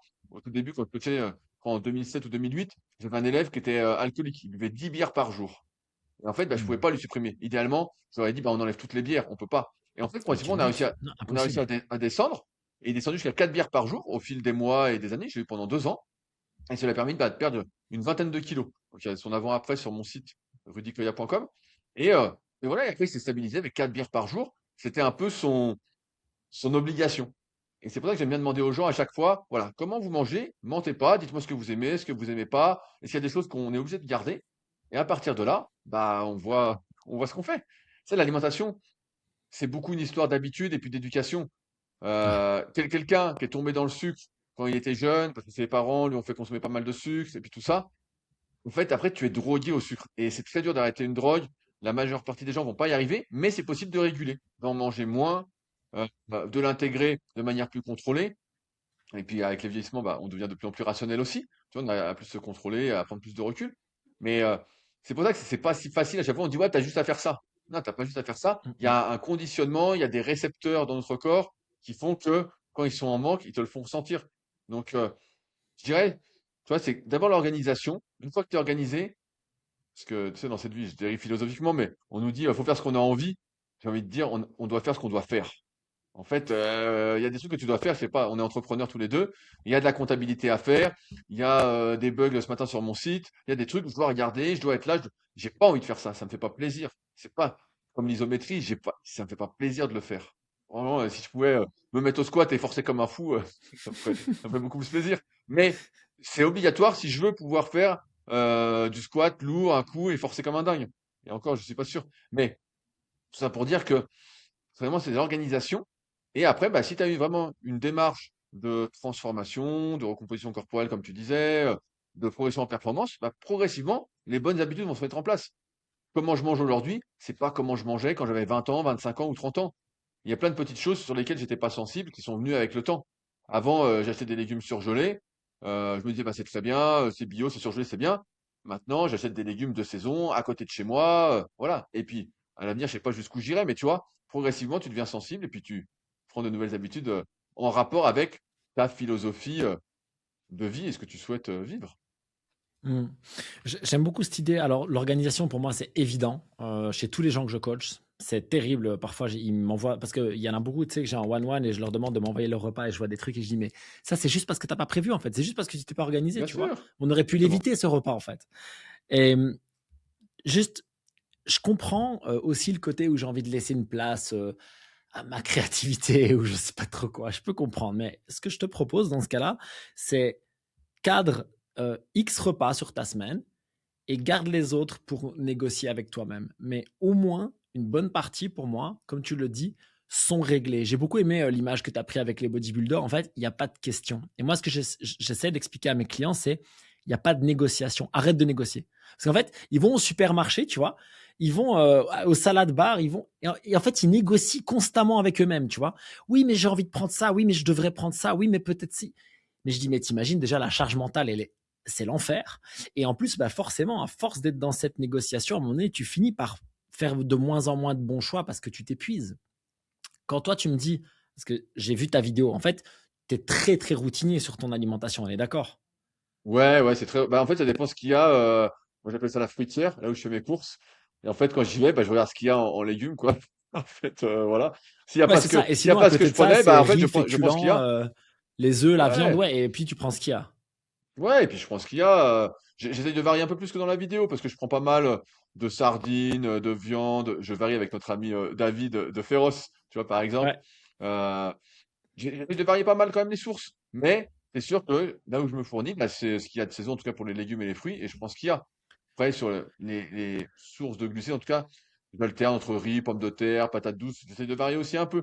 Parce que, pareil, dans une optique de longévité, on sait que tous les aliments, malheureusement, sont plus ou moins empoisonnés. Le mot est un peu fort, mais c'est malheureusement la réalité. contaminé, ouais. Et Mm. donc, j'essaye de varier au maximum en fonction de ce que je suis prêt à faire comme effort aussi. Mais ouais, j'ai bien aimé ton truc de la négociation. C'est vrai que, en fait, aujourd'hui, l'alimentation, c'est devenu un fact, une soupape. Tu vois, pour beaucoup d'individus, c'est très émotionnel. Quand tu vis pas la Complètement. vie que tu veux, quand la vie est compliquée, et pour diverses raisons, hein, qui sont pas forcément de ta faute. On a une responsabilité individuelle, mais également collective. Faut pas l'oublier. C'est pas que si je veux, je peux. Et des fois, l'alimentation, tu vois, c'est un peu la soupape, et on se dit, bah tiens, j'ai le droit de me faire plaisir. Mhm. Oui, mais malheureusement, l'alimentation ne devrait pas être vue comme un plaisir et c'est une dérive de cette vie qui nous est plus ou moins imposée. Là où j'aime cette technique de calibrer certains repas, en fait, c'est justement, tu vois, c'est comme toi ce que tu expliques avec la discipline, la volonté, tout ça, etc. En fait, plus tu mets de la discipline, plus du coup tu es libre en dehors. Et pour moi, c'est la même chose avec l'alimentation. Si tu calibres, disons 90% de tes, 90 comme on dit chez moi, si tu calibres 90% de tes repas, eh bien, les 10% restants, finalement, cette marge de manœuvre, elle est beaucoup plus saine et en plus, tu vas pas culpabiliser autant, tu vas pouvoir mieux gérer ton poids, etc., tu vois. VS, si tu fais déjà ces écarts de 10% quand tu vas au resto boire de l'alcool, nanana, mais qu'en plus de ça, les autres 90% sont pas calibrés, c'est là en fait que c'est le bordel dans ton alimentation. Donc j'aime cette idée quand tu disais l'organisation, pour moi, c'est carrément prévoir en fait. Prévoir mon repas. Mon repas, c'est ça, à telle heure, point. Oui, mais non, Exactement. c'est ça. That's it. Viens, on négociera plus tard pour le reste. Je suis entièrement d'accord. D'autant plus que on a déjà, enfin voilà, toi et moi, on est entrepreneurs, on a beaucoup plus de marge de manœuvre dans notre organisation. Mais tu vois, moi, je côtoie des gens, vraiment, ils ont une vie réglée à la minute parce que le matin, c'est les enfants, c'est le trajet, c'est l'école, c'est le boulot, c'est machin. Le soir, je reviens à la salle à 18h30 pour m'entraîner parce que c'est mon seul créneau disponible, tu vois. Mais si en plus de ça, tu dois commencer à gérer tes repas en freestyle au milieu de la journée, c'est quand même très, très compliqué, quoi. Et si tu ne sais pas comment avoir suffisamment de protéines dans tes repas, je t'ai fait des listes d'aliments que tu peux télécharger dans la description. Tu trouveras des listes pour avoir 30 grammes de protéines et bien sûr, tu pourras adapter ça à tes besoins personnels. Je t'ai fait la même chose avec glucides, fibres et lipides pour te créer des repas de qualité, maîtriser ta glycémie et avancer vers le corps que tu souhaites. Le lien vers ces listes d'aliments est juste en dessous. Tu parlais de protéines et je voudrais juste avoir ton avis sur la question. Est-ce que toi, tu proposes un grammage, on va dire, et si oui, lequel? Ou est-ce que c'est plus mangez-en un peu à tous les repas et c'est déjà très bien? Enfin, c'est quoi ta vision là-dessus dans une optique sportive, mais avant tout et surtout, je pense, de bien-être physique et de longévité? Avec tout ce que j'ai pu lire, donc je suis pas le plus grand des experts sur les protéines, hein, je suis pas chercheur ou autre. Il y a quand même une tendance qui se marque, qui se distingue, c'est que les recommandations officielles en termes de consommation de protéines sont trop minimisées. Nous, en France, on parle de 0,8 à 1 gramme par kilo de poids de corps, et on se rend bien compte que c'est pas suffisant pour la longévité, puisque on est un ensemble de protéines et on se renouvelle sans arrêt, et nos cellules doivent se renouveler, d'autant plus quand on fait du sport. Euh, Quand j'étais gamin, les magazines de musculation recommandaient, parce que c'était la conversion en livres et puis en grammes, c'était 2,2 grammes par kilo de poids de corps. Et finalement, alors, kilo de poids de corps, c'est aussi à mettre entre parenthèses, parce que si on est en surpoids, par exemple, on va pas prendre ce poids en surpoids dans l'équilibre. Moi, j'aime bien dire que prend le poids de la personne à peu près à 15%, grosso modo, pour un homme, et autour de 20-22% pour une femme. Et je me dis, voilà, à peu près les besoins de ce que j'estime que c'est à peu près le taux de gras idéal de la majorité des gens, la moyenne, même si personne ne rentre exactement dans la moyenne. Donc, j'aime bien autour de 2 grammes par kilo de poids de corps, qu'on fasse du sport ou pas. Après, en fonction des types de sport, si tu fais de la musculation, un peu plus. Si tu fais plus de cardio, un peu moins. Mais on est autour de ça. On est autour de ces 2 grammes. Après, aux États-Unis, ils aiment bien exagérer en disant 3 grammes. Je vois certains des fois, ils abusent. Nous, en France, en tout cas, je trouve que c'est vraiment minimisé. Et d'ailleurs, on le voit, je sais pas jusqu'à quel âge ont les personnes que tu entraînes, mais moi, je vois que les personnes qui commencent à passer la soixantaine, etc., ils ont du mal à manger suffisamment de protéines, en fait. On voit qu'il y a comme un dégoût, alors que c'est justement parce qu'il y a ce dégoût, en fait, qu'il faut en manger plus.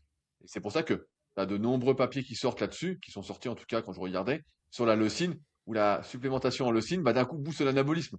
Parce que d'un coup, ça augmente ton apport en protéines, alors que tu deviens de moins en moins sensible justement à l'anabolisme. Et donc, comme les acides aminés libres s'assimilent, on gagne une étape dans la digestion, déjà ça aide un petit peu. Mais c'est pour ça que moi j'ai plutôt tendance à les augmenter au fil des années plutôt qu'à les diminuer. Ouais. Après, j'ai fait pas mal de tests sur moi. Pour ce que ça vaut, je vois bien que quand je suis en dessous des 2 grammes, je suis quand même moins bien qu'au-dessus. Mais bon, après, les sources de protéines, c'est tout comme moi, ça. On n'a pas parlé d'argent, mais la longévité, ça coûte cher aussi. Faut le dire, bien manger, Ouais. tout ça, ça va très très vite. La viande de qualité, ça coûte cher. Les œufs, c'est pas cher, mais maintenant tout le monde se rabat sur les œufs aussi. Euh, tout coûte cher. Et c'est pour ça que moi, personnellement, je prends aussi des protéines en poudre, comme je disais, avec ma marque de compléments Super Physique Nutrition. Parce que ça revient, même aujourd'hui, moins cher des fois que de consommer de la viande de qualité. Donc ça peut être une option pour certains qui ont des budgets aussi limités Il n'y a pas de pour doute avoir là-dessus. suffisamment. Alors, personnellement, je prends on-off les protéines en poudre et là, j'ai arrêté depuis pas mal de temps. Mais en fait, l'idée, c'est que par contre, pour mes clients, à partir du moment où il n'y a pas de troubles digestifs, inflammatoires, etc., ça va souvent faire partie de l'arsenal en fait, des possibilités parce que, comme tu le dis, on a un problème. C'est le prix, mais même le fait de les avaler. Je veux dire, j'ai vraiment des clients qui ont, tu vois, j'ai plusieurs personnes de 50, 60 ans, etc. Et effectivement, tu vois que c'est difficile d'aller manger ces 1,5, ces 2 grammes. C'est très, très difficile. Et quand même, pouvoir te mettre 40 grammes de protéines sous forme liquide dans un shake, c'est quand même extraordinaire de pas devoir te faire les 200 grammes de poulet qui vont avec en termes de digestibilité, de praticité aussi. Donc, je suis tout à fait d'accord. Alors, les 2 grammes, c'est vers ça que je vais aussi, non seulement pour moi, mais pour mes clients également. Et par rapport à ce que tu disais, tu sais que le 0,8 et le 1, ce que moi j'ai compris de cette histoire, mais donc de nouveau, si quelqu'un dans les commentaires peut me corriger, c'est qu'en fait, le 0,8, c'était le minimum. On t'a dit c'est le minimum dont tu as besoin et on en a fait une prescription optimale, tu vois. Et pour moi, là, il y a vraiment un gap qui est juste dingue. Et ils ont fait ça avec d'autres trucs, hein, la vitamine D, etc. Où en fait, on te dit, bah, le minimum dont tu as besoin pour survivre, c'est ça. Et donc maintenant, ça devient la prescription. Mais non, on t'a pas dit ça. On t'a dit qu'en dessous, tu étais en danger. Donc ça peut pas être le minimum idéal pour survivre, en fait, par définition, tu vois. Et d'ailleurs, aux États-Unis, tu as vu passer la nouvelle pyramide alimentaire, j'imagine. Enfin, pyramide, hein, triangle dans l'autre sens, là. Et maintenant, eux, ils parlent de 1,6. Hein. Ils parlent de 1,6 vraiment comme prescription globale pour le pays. Alors après, on en pense qu'on en pense, mais au moins, il y a une évolution des mentalités. Et je pense que c'est important de démonter certains mythes de ce côté-là aussi, quoi. Alors, je voulais te basculer avec toi sur du coup, sur ce fameux entraînement hybride, Rudy, dont tu fais la promotion, ou en tout cas comment dire ça, ou en tout cas que tu enseignes et que tu apprends dans un livre aussi que tu as sorti très récemment. Le principe d'athlète hybride, il est très très à la mode et c'est la première chose dont je voulais te parler avant d'aller dans les détails du quoi, du comment. À ton avis, pourquoi ce truc d'athlète hybride fait le tour du monde à l'heure actuelle? Et est-ce qu'il y a une forme de réalisme derrière? Est-ce qu'il y a une forme enfin voilà, je voudrais ton avis un peu sur tu vois, le big picture de l'athlète hybride. Ouais, je crois qu'il y a eu plusieurs modes, en fait, tu sais, au fil des années, au fil des décennies. Je disais, les années 90, c'était beaucoup la mode du bodybuilding. C'était le bodybuilding, les bodybuilders, c'était des superstars. On avait Arnold qui faisait des films, Stallone, Jean-Claude Ronnie Van Coleman Damme, un tout peu ça. Les mecs après. Ouais. étaient bodybuildés. Tu vois, ils étaient bodybuildés. Et puis, bah, progressivement, on s'est aperçu que, moi j'ai pu voir, hein, je suis sur Internet depuis 2001, donc j'ai commencé la musculation quand même il y a maintenant un quart de siècle. Bah, progressivement, on allait vers ce qu'on appelle le fitness, donc avec des physiques, ils appelaient ça aesthétique. Esthétique. Voilà. Plus athlétique en fait. Ouais, plus athlétique, mais qui était encore très bodybuildé. Quand même, qui était très Ouais, bodybuildé. On disait, ouais, c'est pas ouais. des bodybuilders, ils sont bien, je vais être comme ça. Mais en fait, les types étaient hyper bodybuildés, on se rendait pas compte. Voilà, je pense que beaucoup se rendaient pas compte, mais les types étaient quand même sacrément balèzes. Et puis là, on voit que ça va vers des physiques de plus en plus athlétiques, et c'est ce à quoi aspirent la plupart des gens. La plupart des Ouais. gens veulent un physique athlétique, ils veulent plus être bodybuildés, du moins à part quand on est très jeune, mais le bodybuilding est tombé un peu en désuétude, malheureusement ou heureusement, je sais pas. Euh, la mode du fitness, à l'esthétique, tout ça, bah pareil, c'est tombé un petit peu. On s'est rendu compte que voilà, c'était pas suffisant, et on est vraiment, en tout cas aujourd'hui, dans cette mode, dans cette mouvance de la personne qui est capable de faire plusieurs sports, d'être Mm. un athlète. Et donc, c'est pour ça qu'on parle d'athlète hybride, mais moi déjà, je trouve que l'athlète athlète, il est galvaudé, et c'est pour ça que je mets souvent, je me sens athlète en story. Ça me fait sourire, parce que pour moi, c'est pas ça être athlète, c'est pas juste faire muscu et courir par exemple. Mais Entièrement d'accord. c'est vrai qu'aujourd'hui, la majorité des gens bah, veulent essayer de tout concilier. Alors, le problème, c'est quand tu veux tout concilier, d'un point de vue performance, il faut que tu aies du temps. Il faut que tu aies beaucoup de temps et il faut que tu mettes en place des priorisations.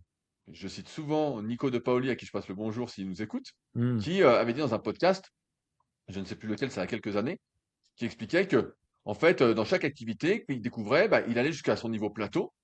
Il estimait que c'était un peu la règle des 80-20. Tu sais, tu fais une activité, tu progresses et puis tu arrives à un moment à un niveau plateau. Et pour dépasser ce niveau plateau, il faut s'investir beaucoup plus. Et lui, il Tout disait à que fait. quand il arrivait là, bah, il changeait d'activité. Il maintenait ce qu'il avait développé ailleurs, ce qui est beaucoup plus simple. Du moins, il maintenait 90% de ce qu'il avait développé. Et puis, bah, il passait à autre chose. Et en fait, ce qui se passe aujourd'hui avec cette mode de la tête hybride, c'est que tu en as beaucoup, en fait. Tu vois, c'est comme si moi, demain, je faisais plus qu'une muscu par semaine. Et puis, comme j'ai pu faire un moment, et puis que du kayak, et je dis, regardez, le kayak, c'est super et tout, c'est ça qui rend musclé. Pas du tout. C'est les 15 années de muscu auparavant. Ou pareil, quand on voit des gars qui courent à fond, et qui ont des physiques de dingue, bah ouais, mais le mec, en fait, il avait plein de muscu auparavant. Ou le mec qui court super bien, et puis qui se met à la muscu, qui fait des circuits, puis dit regardez, mon cardio est super. En fait, on oublie les antécédents et d'où on vient. Tu vois, c'est un peu ça qui m'ennuie dans ce mode d'athlète hybride. Mais après, oui, c'est possible d'être, on va dire, plus ou moins complet. Mais encore une fois, c'est comme l'alimentation, ça dépend beaucoup de ta génétique, qu'est-ce que tu as fait quand Mhm. tu es enfant et adolescent, donc ton éducation, et ensuite ce que tu as fait au fur et à mesure des années pour être le plus complet possible. Mais c'est vrai que c'est la mode aujourd'hui d'être athlétique. La plupart des gens veulent plus être bodybuildé ou autre, ils veulent juste être bien, mince, euh, avec des muscles visibles. Tu parlais de confiance en soi, bah voilà, ça donne confiance en soi.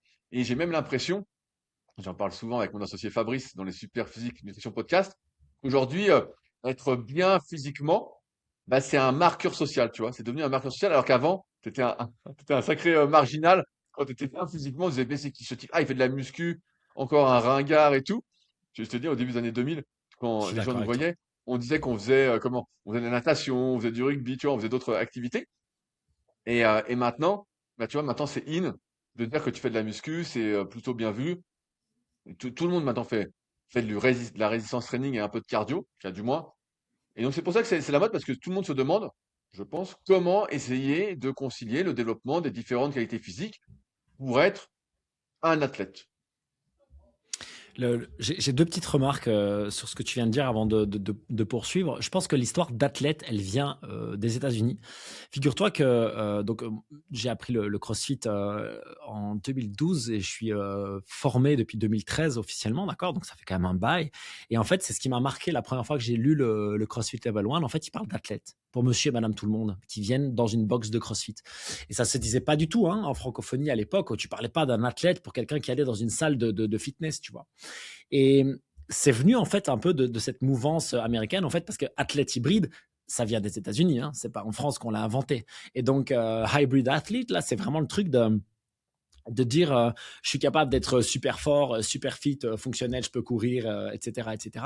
Et moi j'ai un gros problème avec ça. Et d'ailleurs je ne laisse pas mes coachs dans mes salles appeler les gens des athlètes parce que ce ne sont pas des athlètes, ce sont des membres, ce sont éventuellement des sportifs, voilà, mais ce ne sont pas des athlètes. Effectivement, moi j'ai l'image de l'athlète, bah, soit déjà l'athlète c'est celui qui fait de l'athlétisme pour commencer, ou éventuellement c'est l'athlète de haut niveau, tu vois, le sportif de haut niveau. Pour moi c'est ça. Donc j'aime pas trop cette mouvance-là, mais bon.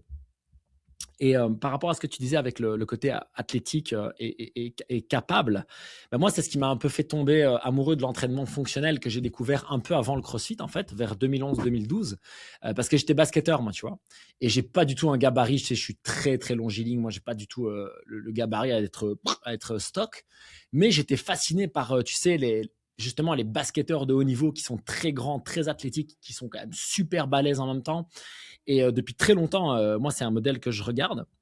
Et figure-toi que je trouve que parfois, l'athlète hybride, il est poussé un peu trop loin à l'heure actuelle, dans le Bien sens où tu sûr. as l'impression que pour être un athlète hybride, tu dois back squat 200 kilos, courir le 10K en 30 minutes, faire un Irox en moins d'une heure et faire les CrossFit Games, quoi. Et là, peut-être que tu vas être un athlète hybride.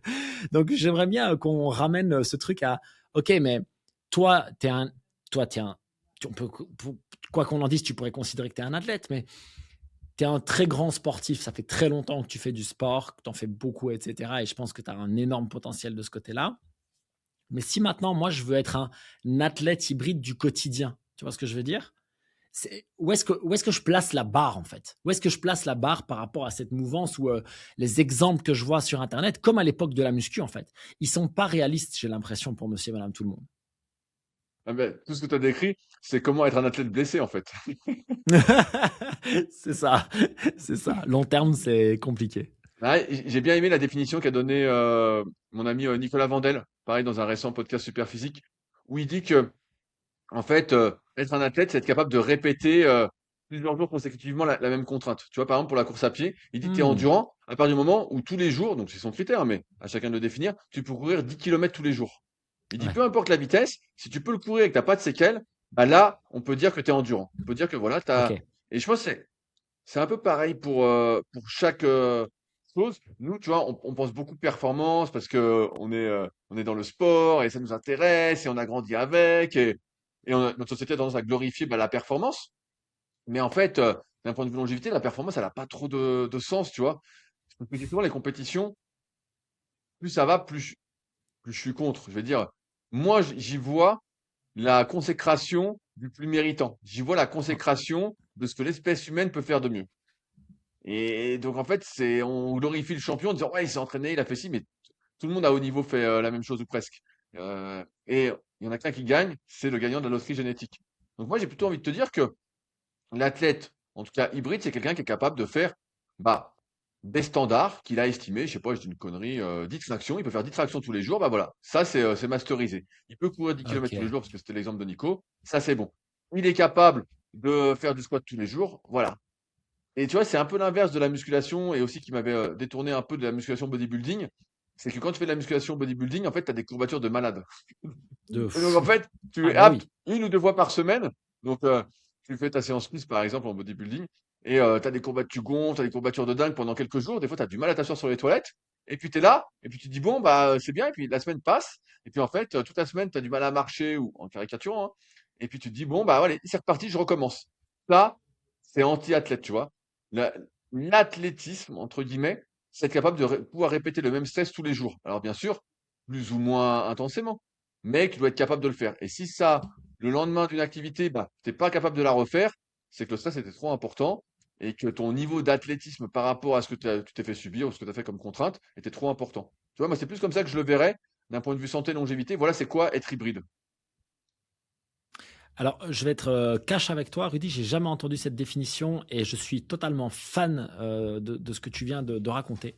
Euh, et figure-toi qu'on a plein d'exemples ici, en fait, hein, puisque donc moi j'ai 2 salles de sport et une spécifiquement de CrossFit et une de fitness fonctionnel. Et en fait, c'est ce qu'on explique à pas mal de gens. C'est qu'en fait, si tu fais du CrossFit et que tu passes ta semaine à être décalqué, tu as mal partout parce que tu es courbaturé des enfers, parce que chaque fois tu. Mais en fait, est-ce que tu es en train de gagner au jeu de la vie, quoi? Pas du Parce tout. que Exact, c'est une très bonne phrase. Pas du tout. T'es en train de progresser perdre. en CrossFit, c'est cool. Mais ouais, c'est ça, mais jusqu'à où, quoi, tu vois? Et donc, tu parlais du fait de répéter, et en fait, c'est ce que j'explique à certains de mes membres et même à moi-même, je m'en rappelle régulièrement, c'est de dire, euh, on va prendre un muscle-up, tu vois. Et la première fois que tu réinstilles un muscle-up, bah, c'est ta 1 RM. Tu vois, c'est ta rep max, le muscle-up. C'est waouh, j'y suis arrivé, c'est incroyable. Je me suis entraîné pendant presque une année complète pour faire un muscle-up strict, ce qui, avec mon gabarit, est un accomplissement que je pensais sincèrement soit pas possible, soit très très loin de moi. Et c'est devenu ma 1 RM pour de vrai. Ça veut dire que c'est le truc que tu peux performer, tu sais, une fois au bout de, tu sais, quand les planètes sont alignées, que tu as bien mangé, que tu as bien dormi, que tu n'es pas fatigué, enfin, tu vois, voilà, quoi. Et en fait, souvent, ils se disent, ouais, c'est bon, j'ai fait un muscle-up, du coup, c'est acquis. Je dis, non, non, non, non, non, non, le muscle-up, il est acquis quand tu peux le faire sur la fatigue, à chaque fin d'entraînement, à chaque fois que tu fais du sport. Ça, c'est un muscle-up qui est acquis. Donc, tu prenais l'exemple des 10 tractions ou du 10 km, et je trouve que ça, c'est un très, très bon marqueur. Donc, ce serait que, en fait, toi pour toi, moi pour moi, chaque personne, mais peut-être qu'on peut en parler ici, c'est de dire, fixe-toi 3, 4, 5, 10, 25 objectifs. Et ok, c'est bon, ça c'est dans la poche. Je sais que je peux le faire et je sais que je peux le refaire quand j'en ai envie. Ça nous ramène à la discussion dont tu parlais avec Nicolas, que moi j'ai fait une vidéo là-dessus, hein, sur le CrossFit, exactement la même, disant, une fois que tu as atteint un peu ton plateau, tu sais, pour aller chercher les pourcents d'après, c'est l'enfer. Faut être honnête, c'est l'enfer. Bien sûr, Il bien te sûr. demande. Faut dédier sa vie. Faut dédier sa vie après pour ça. C'est ça. Et moi, je l'ai vu dans parce que l'avantage du CrossFit, c'est que ça te confronte à beaucoup de choses. Et donc, tu vois les trucs où tu progresses très vite et où quelque part, tu as l'impression de pouvoir progresser de manière infinie. Et puis, ceux où tu progresses, à un moment donné, boum, ça s'arrête, quoi. Et là, est-ce que ça vaut vraiment la peine d'aller chercher les pourcentages de plus? Si on parle du principe de l'athlète hybride, je dirais que non, du coup. L'idée, ce serait plutôt de dire, maintenant, où est-ce que je vais pouvoir aller investir mon temps, mon énergie dans autre chose pour cocher plus de cases? On en est là. Exactement, exactement. Qu'est-ce qu'on mettrait dans cette liste, du coup? Viens, on discute, toi et moi, 5 minutes. Qu'est-ce qu'on mettrait dans Ouais, cette bah, liste pour quelqu'un de 40 ans, mais bah, qui est quand même sportif, hein. On parle pas de. Là, on n'est plus sur le débutant. je sais pas si tu as lu le livre de Peter Attia, mais lui, il parle de décathlon des centenaires. J'ai bien aimé aussi son idée. Ouais, J'avais fait un podcast qui s'appelait Les 4 piliers de la longévité où j'en parlais. Et en fait, de se dire, voilà, quelles sont les 10 activités que j'aimerais pouvoir faire jusqu'au bout de ma vie. Tu c'est vois, ça. et j'aime bien ce truc-là parce qu'après, il est assez individuel. Là, tu vois, réfléchir rapidement, moi, je suis encore très tourné performance, mais j'essaye de me raisonner de plus en plus. Mais c'est vrai que des fois, tu te dis, tu vois, quand tu penses comme ça, toi, tout à l'heure, j'ai fait une grosse séance de ski erg, je me dis, mais est-ce que ça a vraiment du sens? Je me dis, voilà, je suis content, ça me fait plaisir, tout ça. Mais si je mets de la rationalité, je dis: «Non, mais elle sert à rien cette séance». Mm. Je dis: «Vraiment, à aucun moment dans ma vie ou si j'atteins 100 ans, je vais faire du ski erg. Jamais je vais faire ça. Jamais, jamais. Je vais, marcher, je vais peut-être essayer de courir un peu, tu vois? Je vais faire peut-être du vélo, mais jamais je vais faire tu fais du ski erg parce qu'il y a un ski erg, c'est tout. Sinon tu en fais pas et C'est vrai. ouais, après, tu vois, c'est difficile de dire 10 activités comme ça, mais tu vois, par exemple, faire des pompes, ça, je pense que tout le monde devrait pouvoir faire des pompes. Ça, je pense Ok, qu'on n'a c'est pas dans trop de la débat liste. là-dessus. Ça, je pense que c'est sur la liste. Faire, j'ai envie de dire, pas des squats à vide, mais des fentes. Tu vois, réussir à te relever à une jambe. Je pense que ça, c'est très important. Moi, je suis bien plus pour les lunges que pour les squats, pour la longévité. Mais vraiment, beaucoup plus fonctionnel pour moi. Oh, petit problème de connexion, désolé. Ok. Ensuite, qu'est-ce que je dirais? Bah, je suis pas sûr que les tractions aient du sens d'un point de vue longévité parce que les tractions, c'est quand même un exercice qui est assez dur pour la plupart des gens. Et à quel moment tu vas te tirer? Alors après, moi, je le mettrais dans ma liste parce que je me dis, bah, les tractions, c'est quand même un exercice qui nous fait plaisir. Tu as envie de te tracter. Là, je rajoutais peut-être faire Mhm. 5 tractions, tu vois, 5 ou 10 tractions, tu vois, ça ferait partie du truc. Tu sais pourquoi je les mettrais dedans, moi? C'est parce que déjà, il y a une forme quand même de, tu sais, de grosse satisfaction personnelle quand tu fais des tractions. Genre, c'est très rewarding, quoi. Tu vois, ah, wow, je suis encore fait. Et je me dis que le gars, enfin, tu vois, genre, c'est Alain Gustave, je pense qu'il s'appelle, tu sais, le gars de Oui, 80 ans là, bien sûr, qui, c'est Alain qui, qui fait des Gustave. trucs incroyables. Mais tu vois, le mec, il a 80 balais, il fait des tractions. C'est le héros de toute une génération, le mec, quoi, tu vois. Et je me dis, c'est quand même un objectif très stylé. Et en plus, je pense que quand même pour la santé de l'épaule, il y a un vrai intérêt. Je parle vraiment de traction totalement contrôlée sur toute l'amplitude, tu vois. Je pense que 4-5 tractions strictes, ça a du sens, ouais. Ouais. Ça, qu'est-ce que je mettrais? Courir. Ouais, bah courir forcément. Courir, après courir, marcher, tu vois, si tu marches vite, parce que courir, ça va nécessiter un. Je suis pas sûr que tout le monde puisse avoir le renforcement nécessaire en fonction de ses antécédents à courir. Mais Hmm. tu vois, si tu peux courir, je sais pas si tu as besoin de courir, que tu puisses courir, quoi.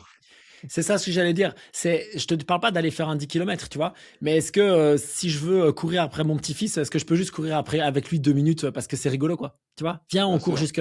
Tu vois, mon fils hier, je vais le chercher à l'école, il est avec son sac, il me dit, papa, on court jusqu'à l'arbre. Je dis, bah ok, tu vois, je commence à courir. Sauf que en fait, la moitié des papas derrière moi, ils auraient pas pu. Tu vois. Et je me dis, ça, c'est quand même une liberté de mouvement qui est chouette, quoi. Je te dirais aussi se pencher en avant. Tu vois, être capable de ramasser quelque chose au sol en se Un penchant en hinge, avant. ouais. Parce Ouais. que souvent, tu vois, un hinge, mais en même temps, en pouvant arrondir le bas du dos. Parce que t'as plein de personnes Oui. qui ont plus accès à la flexion lombaire et donc en fait, qui font mal pour un rien. Donc, j'aurais mis ça. Donc, tu Donc vois, ça, une forme de Jefferson Curl quelque part. ouais, une sorte de Bien Jefferson fait, curl. quoi. Ouais. Exactement, en contrôle aussi. Mhm.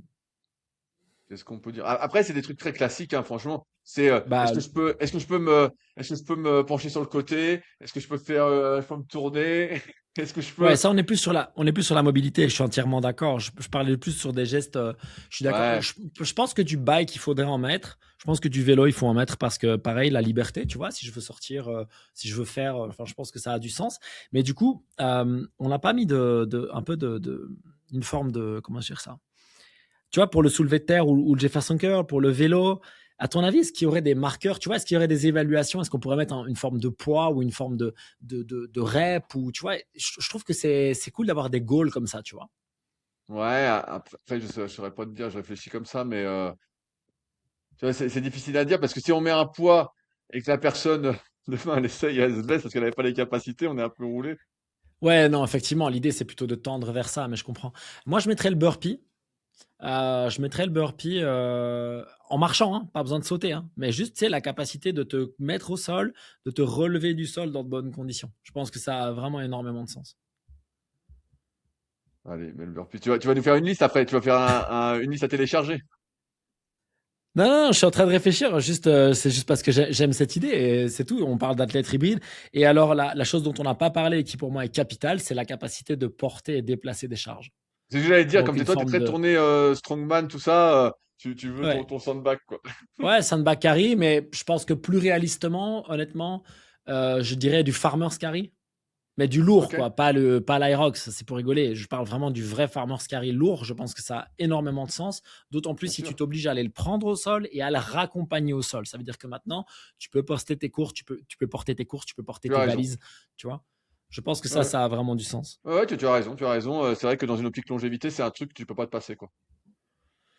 Exact. Et il nous resterait, à mon avis, un mouvement qu'on n'a pas du tout abordé, mais si tu sais faire des tractions, tu sais forcément le faire, bah, c'est aller mettre quelque chose en hauteur. L'image que je prends toujours, c'est quand tu dois mettre ta valise dans la soute, enfin pas la soute là, mais tu sais le truc dans l'avion là, Ouais, ouais, dans l'avion, là. ou dans le TGV, tu vois, je me dis ça, avoir une forme de presse, ça a du sens aussi. Ok.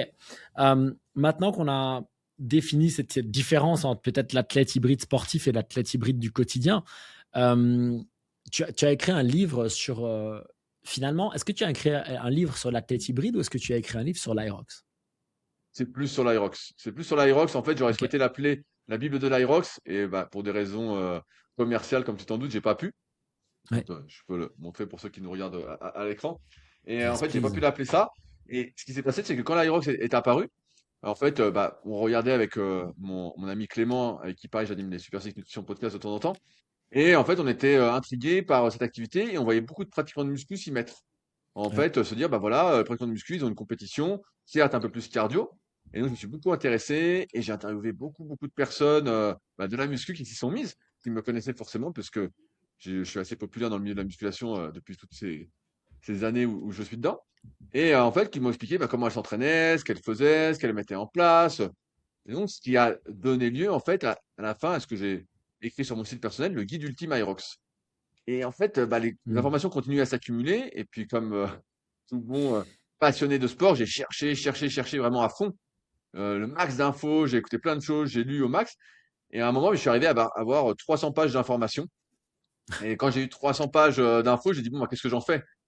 Sachant que mon article faisait déjà 60 pages sur le site, que Wow. bon, la plupart des gens vont pas passer 60 pages à lire un article, la plupart des gens vont pas le lire. Donc c'était plus pour moi. Je me dis, bah, je vais en faire un livre pour justement bah, ceux qui font de l'Irox, qui sont intéressés de savoir de quoi il est question, la technique des exos, les différentes stratégies en simple, en double, l'entraînement. Donc il y a une grosse partie très spécifique à l'Irox, parce que c'est l'Irox, et il y a une partie qui est non spécifique, qui est plus orientée bah, préparation physique, qui va Hmm. reprendre, certes, j'ai adapté à l'Irox, mais comment justement je priorise des différentes qualités physiques en fonction de mon objectif, en fonction du de compétition. Tu as une grosse partie aussi bah, pratique avec des exemples de séances. Tu as une partie sur l'alimentation. Donc là, on en a un peu parlé, mais voilà, comment je m'alimente, le timing, le choix des aliments. Est-ce que je perds du poids pour l'Aerox? Est-ce que j'en perds pas? Comment je fais? Le matériel. Bref, j'ai vraiment essayé de faire un ouvrage bah, le plus complet possible pour, comme à chaque fois, avec cette philosophie de me dire, quand je fais un article, quoi, je me dis, personne ne va faire mieux. Personne va faire mieux. Et donc C'est j'ai un mis le bon paquet. goal. Et donc, bah, je suis très content de pouvoir le proposer, donc directement sur mon site personnel, rudicoya.com. Et puis, bah, là, je sais pas quand sort le podcast, mais je serai aussi à Grand Palais, à l'aéroport de Grand Palais avec le livre. Donc, grâce à mon ami Clément de Puma, je pourrais exposer le livre et le proposer aux visiteurs et aux compétiteurs. Donc, je suis très content de pouvoir le proposer. J'ai vraiment tout mis dedans. Vraiment, là, je suis en train de pencher sur quelques petits trucs en plus que j'aimerais rajouter, mais ça va rajouter une page, quoi, sur les 300 Ok. qu'il y a. Donc, après, c'est un C'est livre, quand comme l'Aerox Grand Palais, Rudy? c'est en avril, c'est fin avril, c'est du Ok. 23 au 27 avril. Je vais essayer du coup de sortir le podcast avant ça, que les gens aient l'info. Et c'est quoi, à ton avis, l'intérêt de faire un Aerox ou d'intégrer l'Aerox dans une pratique sportive régulière? En fait, ce que je trouve de bien avec l'Irox, c'est que ça donne un objectif à tous les pratiquants de muscu. En fait, bah, Ok, toi, tu viens du CrossFit et pareil, moi, je sais pas si tu te souviens, tu es là depuis assez longtemps, mais j'avais interviewé Yves Pat en 2011, qui était un des précurseurs du CrossFit en Europe. J'avais été tout à fait. À CrossFit Bruxelles avec El Sabre, avec d'autres membres des forums super physiques. J'ai été interviewé les premiers Français qui avaient une box de CrossFit, Marvin Noche, Ouais, Nicolas Delay à Lyon, où il y avait Florent ouais. Pariasson aussi. Vous avez fait le tour de tout ça. Et force est de constater que le CrossFit n'est pas accessible à beaucoup d'individus. En tout cas, dans sa force, dans sa forme compétitrice. Tu vois, les compétitions de CrossFit, souvent, sont compliquées. Il faut que tu aies de nombreux prérequis en termes de mobilité.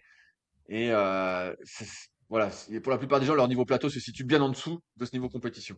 Et d'autant plus pour les athlètes de musculation qui, c'est un peu cliché, mais c'est ce que nous, on voit quand ils arrivent à Bien la sûr, salle, ont sont souvent de restreints. grosses limitations de mobilité, énormes. Exactement, exactement. On devient le reflet de ce qu'on fait. Donc voilà. Et donc, finalement, l'Irox est arrivé pour répondre à ce besoin de je suis athlète de musculation, j'ai pas de compétition en musculation, je veux pas faire de bodybuilding, CrossFit, c'est inaccessible. Et ben, j'ai l'Irox. Et l'Irox te permet de te donner un objectif avec une date Et on sait tous très bien que quand tu as une date et un objectif, ça te met en mouvement. En plus, tu vois, quand tu es 100% musculation, on parlait de longévité, ça t'ouvre à d'autres mouvements, à d'autres activités. Tu es obligé de travailler ton cardio, tu es obligé de faire des sleds, tu es obligé de faire. On sourit pour Insta. Ouais. Mais, euh, mais tout ça pour dire, ça ouvre en fait. Et ça, je trouve que c'est une grosse plus-value de l'Irox. Je Et suis c'est pour ça d'accord. que je trouve que des fois c'est critiqué, on dit ouais, mais l'Irox, c'est commerce. Ok, mais ça te donne un objectif. Même si moi, je suis pas 100% fan de ce que tu es en train de devenir l'Irox, et en train vraiment de devenir un sport de plus en plus pour les pratiquants de sport d'endurance et de moins en moins pour les pratiquants de musculation. Ouais, Et c'est normal parce que c'est très orienté, comme j'explique dans le bouquin, sur l'endurance et l'endurance de force du bas du corps. Ça manque pour moi d'exercice haut du corps. Mais bon, 100%. c'est pas moi qui ai inventé l'Irox et c'est pas moi le business man derrière l'Irox. Mais c'est aussi pour ça que c'est plus accessible parce que les gens ont souvent plus de force dans le bas que dans le haut aussi sans entraînement. Mais je trouve que c'est une super invention et c'est une super opportunité pour tous ceux qui s'entraînent de se dire voilà, là j'ai un objectif et d'autant plus que tu peux le faire à plusieurs. Tu vois, tu peux le faire en équipe, tu peux le faire en relais, tu peux le faire en duo mixte, avec différents poids. Et ça, c'est quand même super. Et c'est pour ça que même si, comme je disais, je suis pas le plus grand des supporters de ce qui est en train de devenir l'Irox, je suis quand même très impliqué. Je suis toutes les compétitions, j'écoute tous les podcasts, j'interviewe toujours des gens, parce qu'il y en a beaucoup encore qui viennent de la musculation, notamment en France, donc que je connais un peu et à qui j'ai des questions à poser sur leur transition, sur comment ils font, et qui sont prêts à sacrifier de la masse musculaire ou pas. Moi, je sais qu'aujourd'hui, je suis pas prêt à sacrifier beaucoup de masse musculaire pour l'Irox, et que Hmm. quand je vais en refaire, en fait, je vais essayer d'être un peu cet athlète hybride dont on parlait, tu vois. Essayer d'être. Je serai jamais champion de toute façon. D'un point de vue cardio, voilà, je serai jamais champion. Est-ce que tu peux, pour la discussion, est-ce que tu peux me filer tes mensurations actuelles, poids-taille, juste pour que les gens se rendent compte? Parce que sur une vidéo, ça se voit pas en fait qu'on a nos gabarits, tu vois. Ouais, moi je fais 1m95 et je fais à peu près 98 kilos. Relativement sec, avec les veines en bas du ventre le matin, dans les bons jours. Donc tout va bien. Donc ouais, donc j'ai un sacré Non, gabarit mais donc ça et veut dire que t'as pas du tout le gabarit d'un Iroxer. Enfin, à un moment donné, t'es trop lourd, on est d'accord. ouais, exactement. Là, au moment où on fait ce podcast, il y a eu les championnats d'Europe à Londres, et notamment Mhm. Elite 15 Europe. Et on voit que les physiques s'affinent quand même de plus en plus, notamment sur le haut du corps. Euh, les gens, enfin, les athlètes sont de plus en plus fins, même chez les femmes, qui ont quand même un gabarit comme un peu plus athlétique, car pour moi en tout cas que les hommes qui deviennent de moins en moins athlétiques. Mais c'est vrai que voilà, à 1m95, il faudrait que je fasse. Bah, j'ai un copain français qui est assez fort, qui a fait moins de 57 minutes, Tommy Valentin, avec qui je discutais au Breakfast Club il n'y a pas longtemps. Et bah, lui, il fait 1m91, 82 kilos. Tu vois, lui, il a le gabarit parfait. Et c'est vrai que Ah bon, bah, il ouais. s'en sort, il est en pleine progression. Et donc, voilà, ça, c'est le bon gabarit. Donc, en fait, il faudrait que je perde plus de 10 kilos. Et malheureusement ou heureusement, je sais pas, il y a deux points à retenir. C'est que, un, ça fait très longtemps que je flirte avec les 100 kilos. J'ai été pendant plus de 15 ans au-delà de 100 kilos.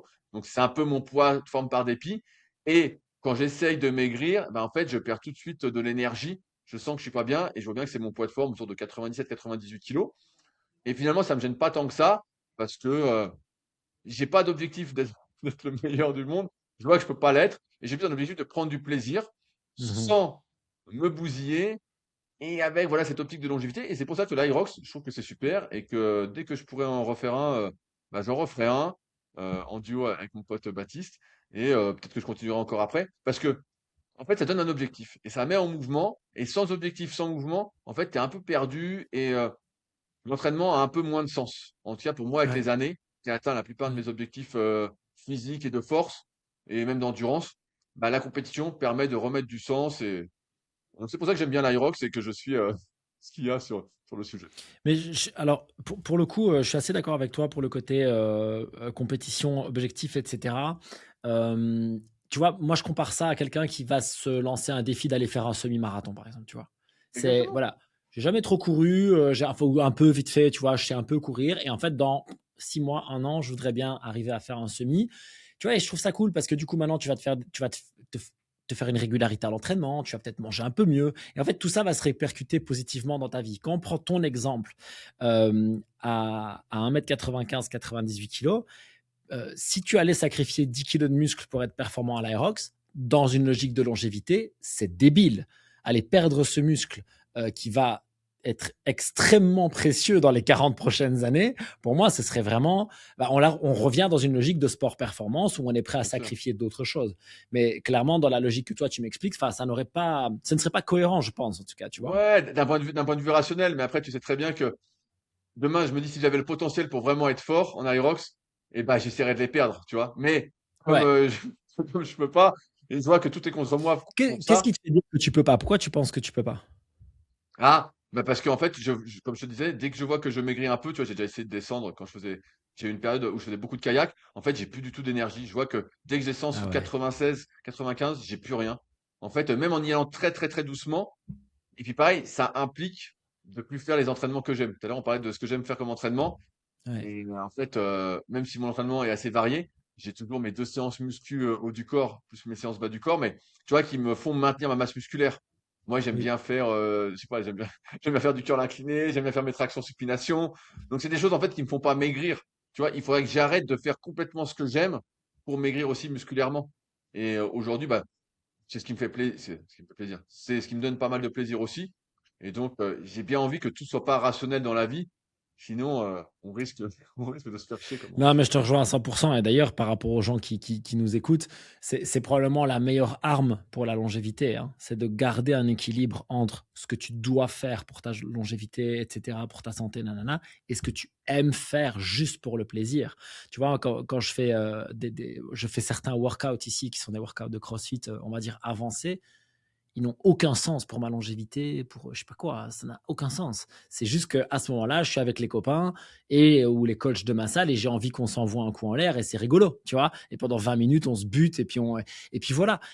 Mais je sais aussi très bien que jamais de la vie, comme d'autres, j'en parlais tout à l'heure, je vais faire 4 workouts comme ça sur la semaine pour être complètement bousillé, pour avoir mal, pour être fatigué et pas pouvoir profiter de la vie à côté. Donc je trouve que ce juste équilibre entre tu vois, comme quand tu fais ton travail de tendon en isométrie, je pense que c'est pas un plaisir incroyable, mais tu le fais parce que tu as besoin. Mais à côté de ça, tu sais aussi que tu peux aller à la salle et te faire tes chin-ups et voir tes Exactement, gros bras et kiffer ta vie, quoi. exactement. Par rapport à ce truc-là, donc pour toi, la différence finalement principale entre Aerox et CrossFit, parce que je l'avais jamais vu de ton point de vue, évidemment, puisque moi j'en ai un différent, c'est que pour un pratiquant de musculation, en fait, l'Aerox est beaucoup plus accessible que le CrossFit. Exactement, C'est ça l'idée? exactement. Bah ouais, c'est beau.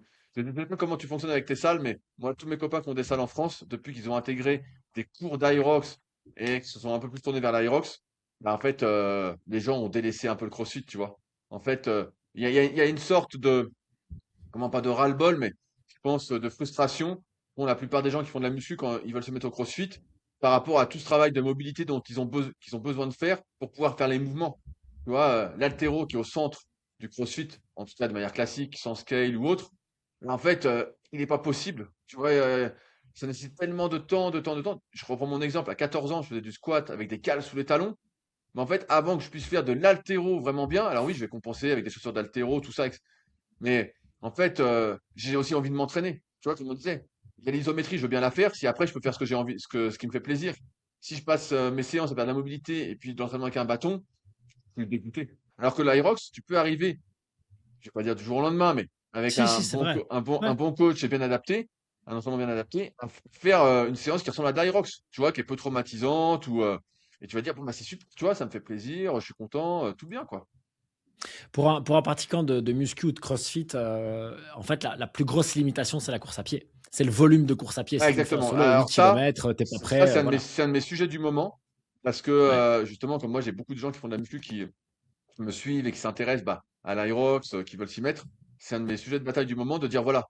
Et j'en parle beaucoup avec bah, mes potes qui sont mis à l'Aerox et tout. C'est que quand tu viens de la muscu et que t'es lourd et que t'as pas jamais couru, bah en fait, un, faut déjà démarrer très doucement la course à pied. Et deux, faut pas hésiter à compenser le volume d'entraînement par de l'entraînement sur ergomètre, C'est vélo, ski, rameur. Vraiment, parce que on se rend compte de plus en plus, bah, mon pote, je sais, Tommy, avec qui j'ai discuté la dernière fois, lui, il fait que 30 à 40 km par semaine de course à pied, parce que c'est un gros gabarit qui vient de la muscu aussi, même si 82 kilos, on dirait que c'est pas très lourd, mais c'est déjà pas mal lourd pour la course à pied. Je vais regarder ouais. les gars qui gagnent les courses de course à pied. Mais bref, et en fait, il fait beaucoup de volume sur ergo. Et de plus en plus, il y aurait aussi l'entraînement d'Alan Kao, à qui on passe le bonjour aussi, évidemment. Bah, pareil, il fait de plus en plus d'ergo, en cardio, tout ça. Parce qu'on se rend compte que les impacts, en fait, quand tu as pas été habitué depuis jeune que tu es un peu lourd, que tu vas de la muscu, en fait, c'est hyper traumatisant. Et c'est vrai, c'est ça Mm. tout l'enjeu de l'Aerox, c'est la course à pied. Si tu résistes à la course à pied, et que tu fais bien tout ton renfort, tout, bah, tu vas tenir. Tu vas tenir, tenir, tenir. Et donc, bah, j'en profite vu que tu me tends la main. Je suis justement en train de sortir, je sais pas si ça va sortir à ce moment-là, mais une formation sur justement le renforcement tendineux et conjonctif Mm. spécifique pardon, à l'Aerox. Ça s'appellera Hybrid Protect. Et donc, ce sera une super formation qui est déjà prête, mais j'ai pas encore annoncé publiquement sur le sujet, justement, pour tous les gens qui font de la muscu, qui veulent se mettre à l'Aerox, et comment j'acquiers le renforcement nécessaire tendineux et conjonctif pour supporter les contraintes spécifiques de la course à pied et des stations d'Aerox. Donc, Et avec donc, tu vas tous les exos intégrer et un plan. peut-être des protocoles aussi de course à pied dans le sens où, en termes de volume. Mais exactement. Bah, de toute façon, il y aura tout dedans pour essayer de se protéger au maximum. Comme je suis pas professionnel de santé, c'est pas de la guérison, encore une fois, mais c'est de la protection. Et c'est dans la philosophie qu'on a abordée aussi aujourd'hui. Mais c'est vrai que la course à pied, on a tendance à minimiser son impact. Tu vois, on en parlait tout à l'heure dans nos trucs, mais en fait, la course à pied, c'est pas anodin. C'est des chocs, des chocs, des chocs, des chocs. Et d'un point de vue tendineux conjonctif, c'est de la pliométrie extensive, tu vois, en caricaturant. Donc, c'est pas la première étape du Ouais. renforcement conjonctif. Mon frein, mon frein, là où moi je vois la limitation de l'Aerox, c'est justement un peu finalement comme le CrossFit, la musculation, etc. C'est que c'est pas des sports qui pour moi se suffisent. Ah non, tu as raison, Tu vois, tu as raison. c'est-à-dire que l'Aerox, c'est un truc que tu mets dans ta préparation, dans ton sport, dans ton Exactement. machin. Mais je trouve que trop de gens deviennent du coup obsédés par ça, tu vois. Tout comme les gens qui font que de la course à pied. Je veux dire, je suis désolé, c'est que mon avis ici. Ça n'a rien de scientifique ce que je vais dire ici. Mais moi, les gens qui font que de la course à pied, ben, ils n'ont pas des capacités physiques que j'envie en fait. Ils en ont une, c'est qu'ils courent beaucoup mieux que moi. Il n'y a pas de doute. Mais je veux dire, la plupart du temps, en dehors de ça, ils ne sont pas compétents. Tu vois, on parlait de charges lourdes, de faire des pompes, tu vois, de ceci, de cela. Et je trouve que le compromis entre, ben, peut-être qu'elle tient, moi je pense qu'elle tient, c'est finalement, tu fais quoi? Tu fais de la muscu, tu fais du cardio tel quel, et puis tu vas aussi, du coup, faire de l'intervalle training d'une manière ou d'une autre. On est d'accord. Je pense que tu intègres Exactement. ça dans ton Et- entraînement. exactement. Est-ce que tu portes des charges lourdes? Je sais pas ce qu'on appelle lourd, mais j'ai envie de dire que c'est j'ai envie de dire que c'est lourd. Je sais pas. Aujourd'hui, je me limite quand même sur les charges que j'utilise parce que un de mes gros points forts, pour ceux qui le savent pas, c'est que moi, j'ai commencé par la force athlétique et en fait, j'avais des Hmm, capacités à être fort. En je fait, connais j'ai pas. j'ai toujours eu Ok. de l'explosivité et en fait, je limite un peu les charges que j'utilise aujourd'hui dans une optique de longévité. Par exemple, au soulevé de terre, j'essaye la plupart du temps, quand je fais mon soulevé de terre roumain, de pas dépasser 120, tu vois. Je fais mes séries à 120 kilos et je me dis, bah voilà. Parce que, en fait, je peux monter, mais je me dis, bon, je monte pour faire quoi? Je monte pour me faire Ouais. plaisir et bon. Et donc, tu vois, Sachant que c'est beaucoup, hein, pour les gens qui écoutent, Romanian Deadlift à 120, c'est beaucoup. Je ne me rends ouais, pas bien compte tu vois, de la pas contrainte. pareil, j'essaye de rester un peu mesuré. Pareil, quand je fais des développés épaules, tu vois, debout, j'aime jamais faire développer épaules avec haltère debout. Je suis pas très fort là-dessus, enfin, pas très fort. Je prends des haltères de 26, tu vois, pour faire mes séries, des séries classiques autour de 8-10 répétitions. J'essaye de garder suffisamment lourd, mais pas non plus d'aller comme avant dans la recherche de charges très lourdes. Après, comme tu l'as dit, je rebondis. Tu as raison, l'aérox comme le crossfit ou quoi, comme n'importe quel sport, ne peut pas se suffire à lui-même. Et c'est pour ça que quand on parle de musculation, on l'a bien distingué tout à l'heure, la musculation, la résistance training, c'est un ensemble de contraintes qu'on va s'appliquer sur le corps, accouplé au cardio. Et c'est ça vraiment la longévité. C'est ce que j'essaye de faire. Mais tout comme toi, des fois, j'aime bien aller explorer, aller me mettre un carton, voilà, me mettre un petit C'est carton, clair. ou aller faire un Irox pour me dire, voilà, ça c'est super, ça c'est cool. Tu vois, pareil, CrossFit, on avait essayé, je t'avais dit, en 2011, on était à CrossFit Bruxelles. Et bref, on était content d'essayer. J'avais essayé plusieurs fois. Et, mais c'est vrai que c'est pas dans cette optique de longévité qu'on avait aujourd'hui dans le podcast ce que je recommanderais. Même si ça fait une ouverture à ceux qui sont centrés que sur une seule activité. Tu vois, les coureurs à pied, ça les ouvre à la musculation.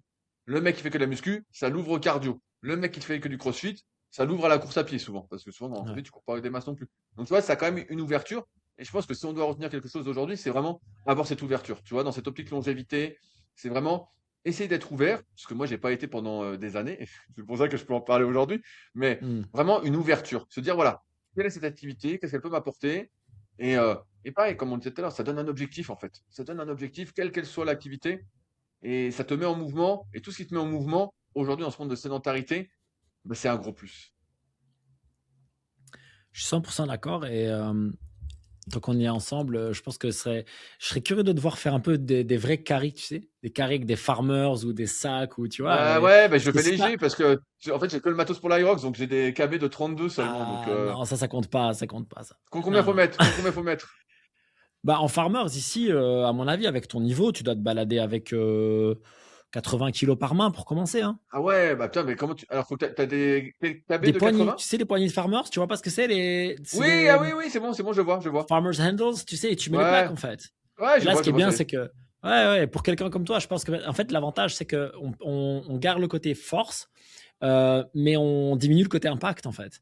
Bien Et sûr. c'est vraiment très, très intéressant. Je pense vraiment en termes de, et on parle de longévité et tout, je serais curieux de devoir tester et d'avoir un petit retour dans quelques semaines ou quelques Ok, mois, on bah, verra. je vais noter peut-être pour commander ces barres là, parce que c'est vrai que moi j'ai le matos Aerox, parce que je me dis, allez, tiens, puis je donne des cours à Aerox aussi pour pour le futur coach.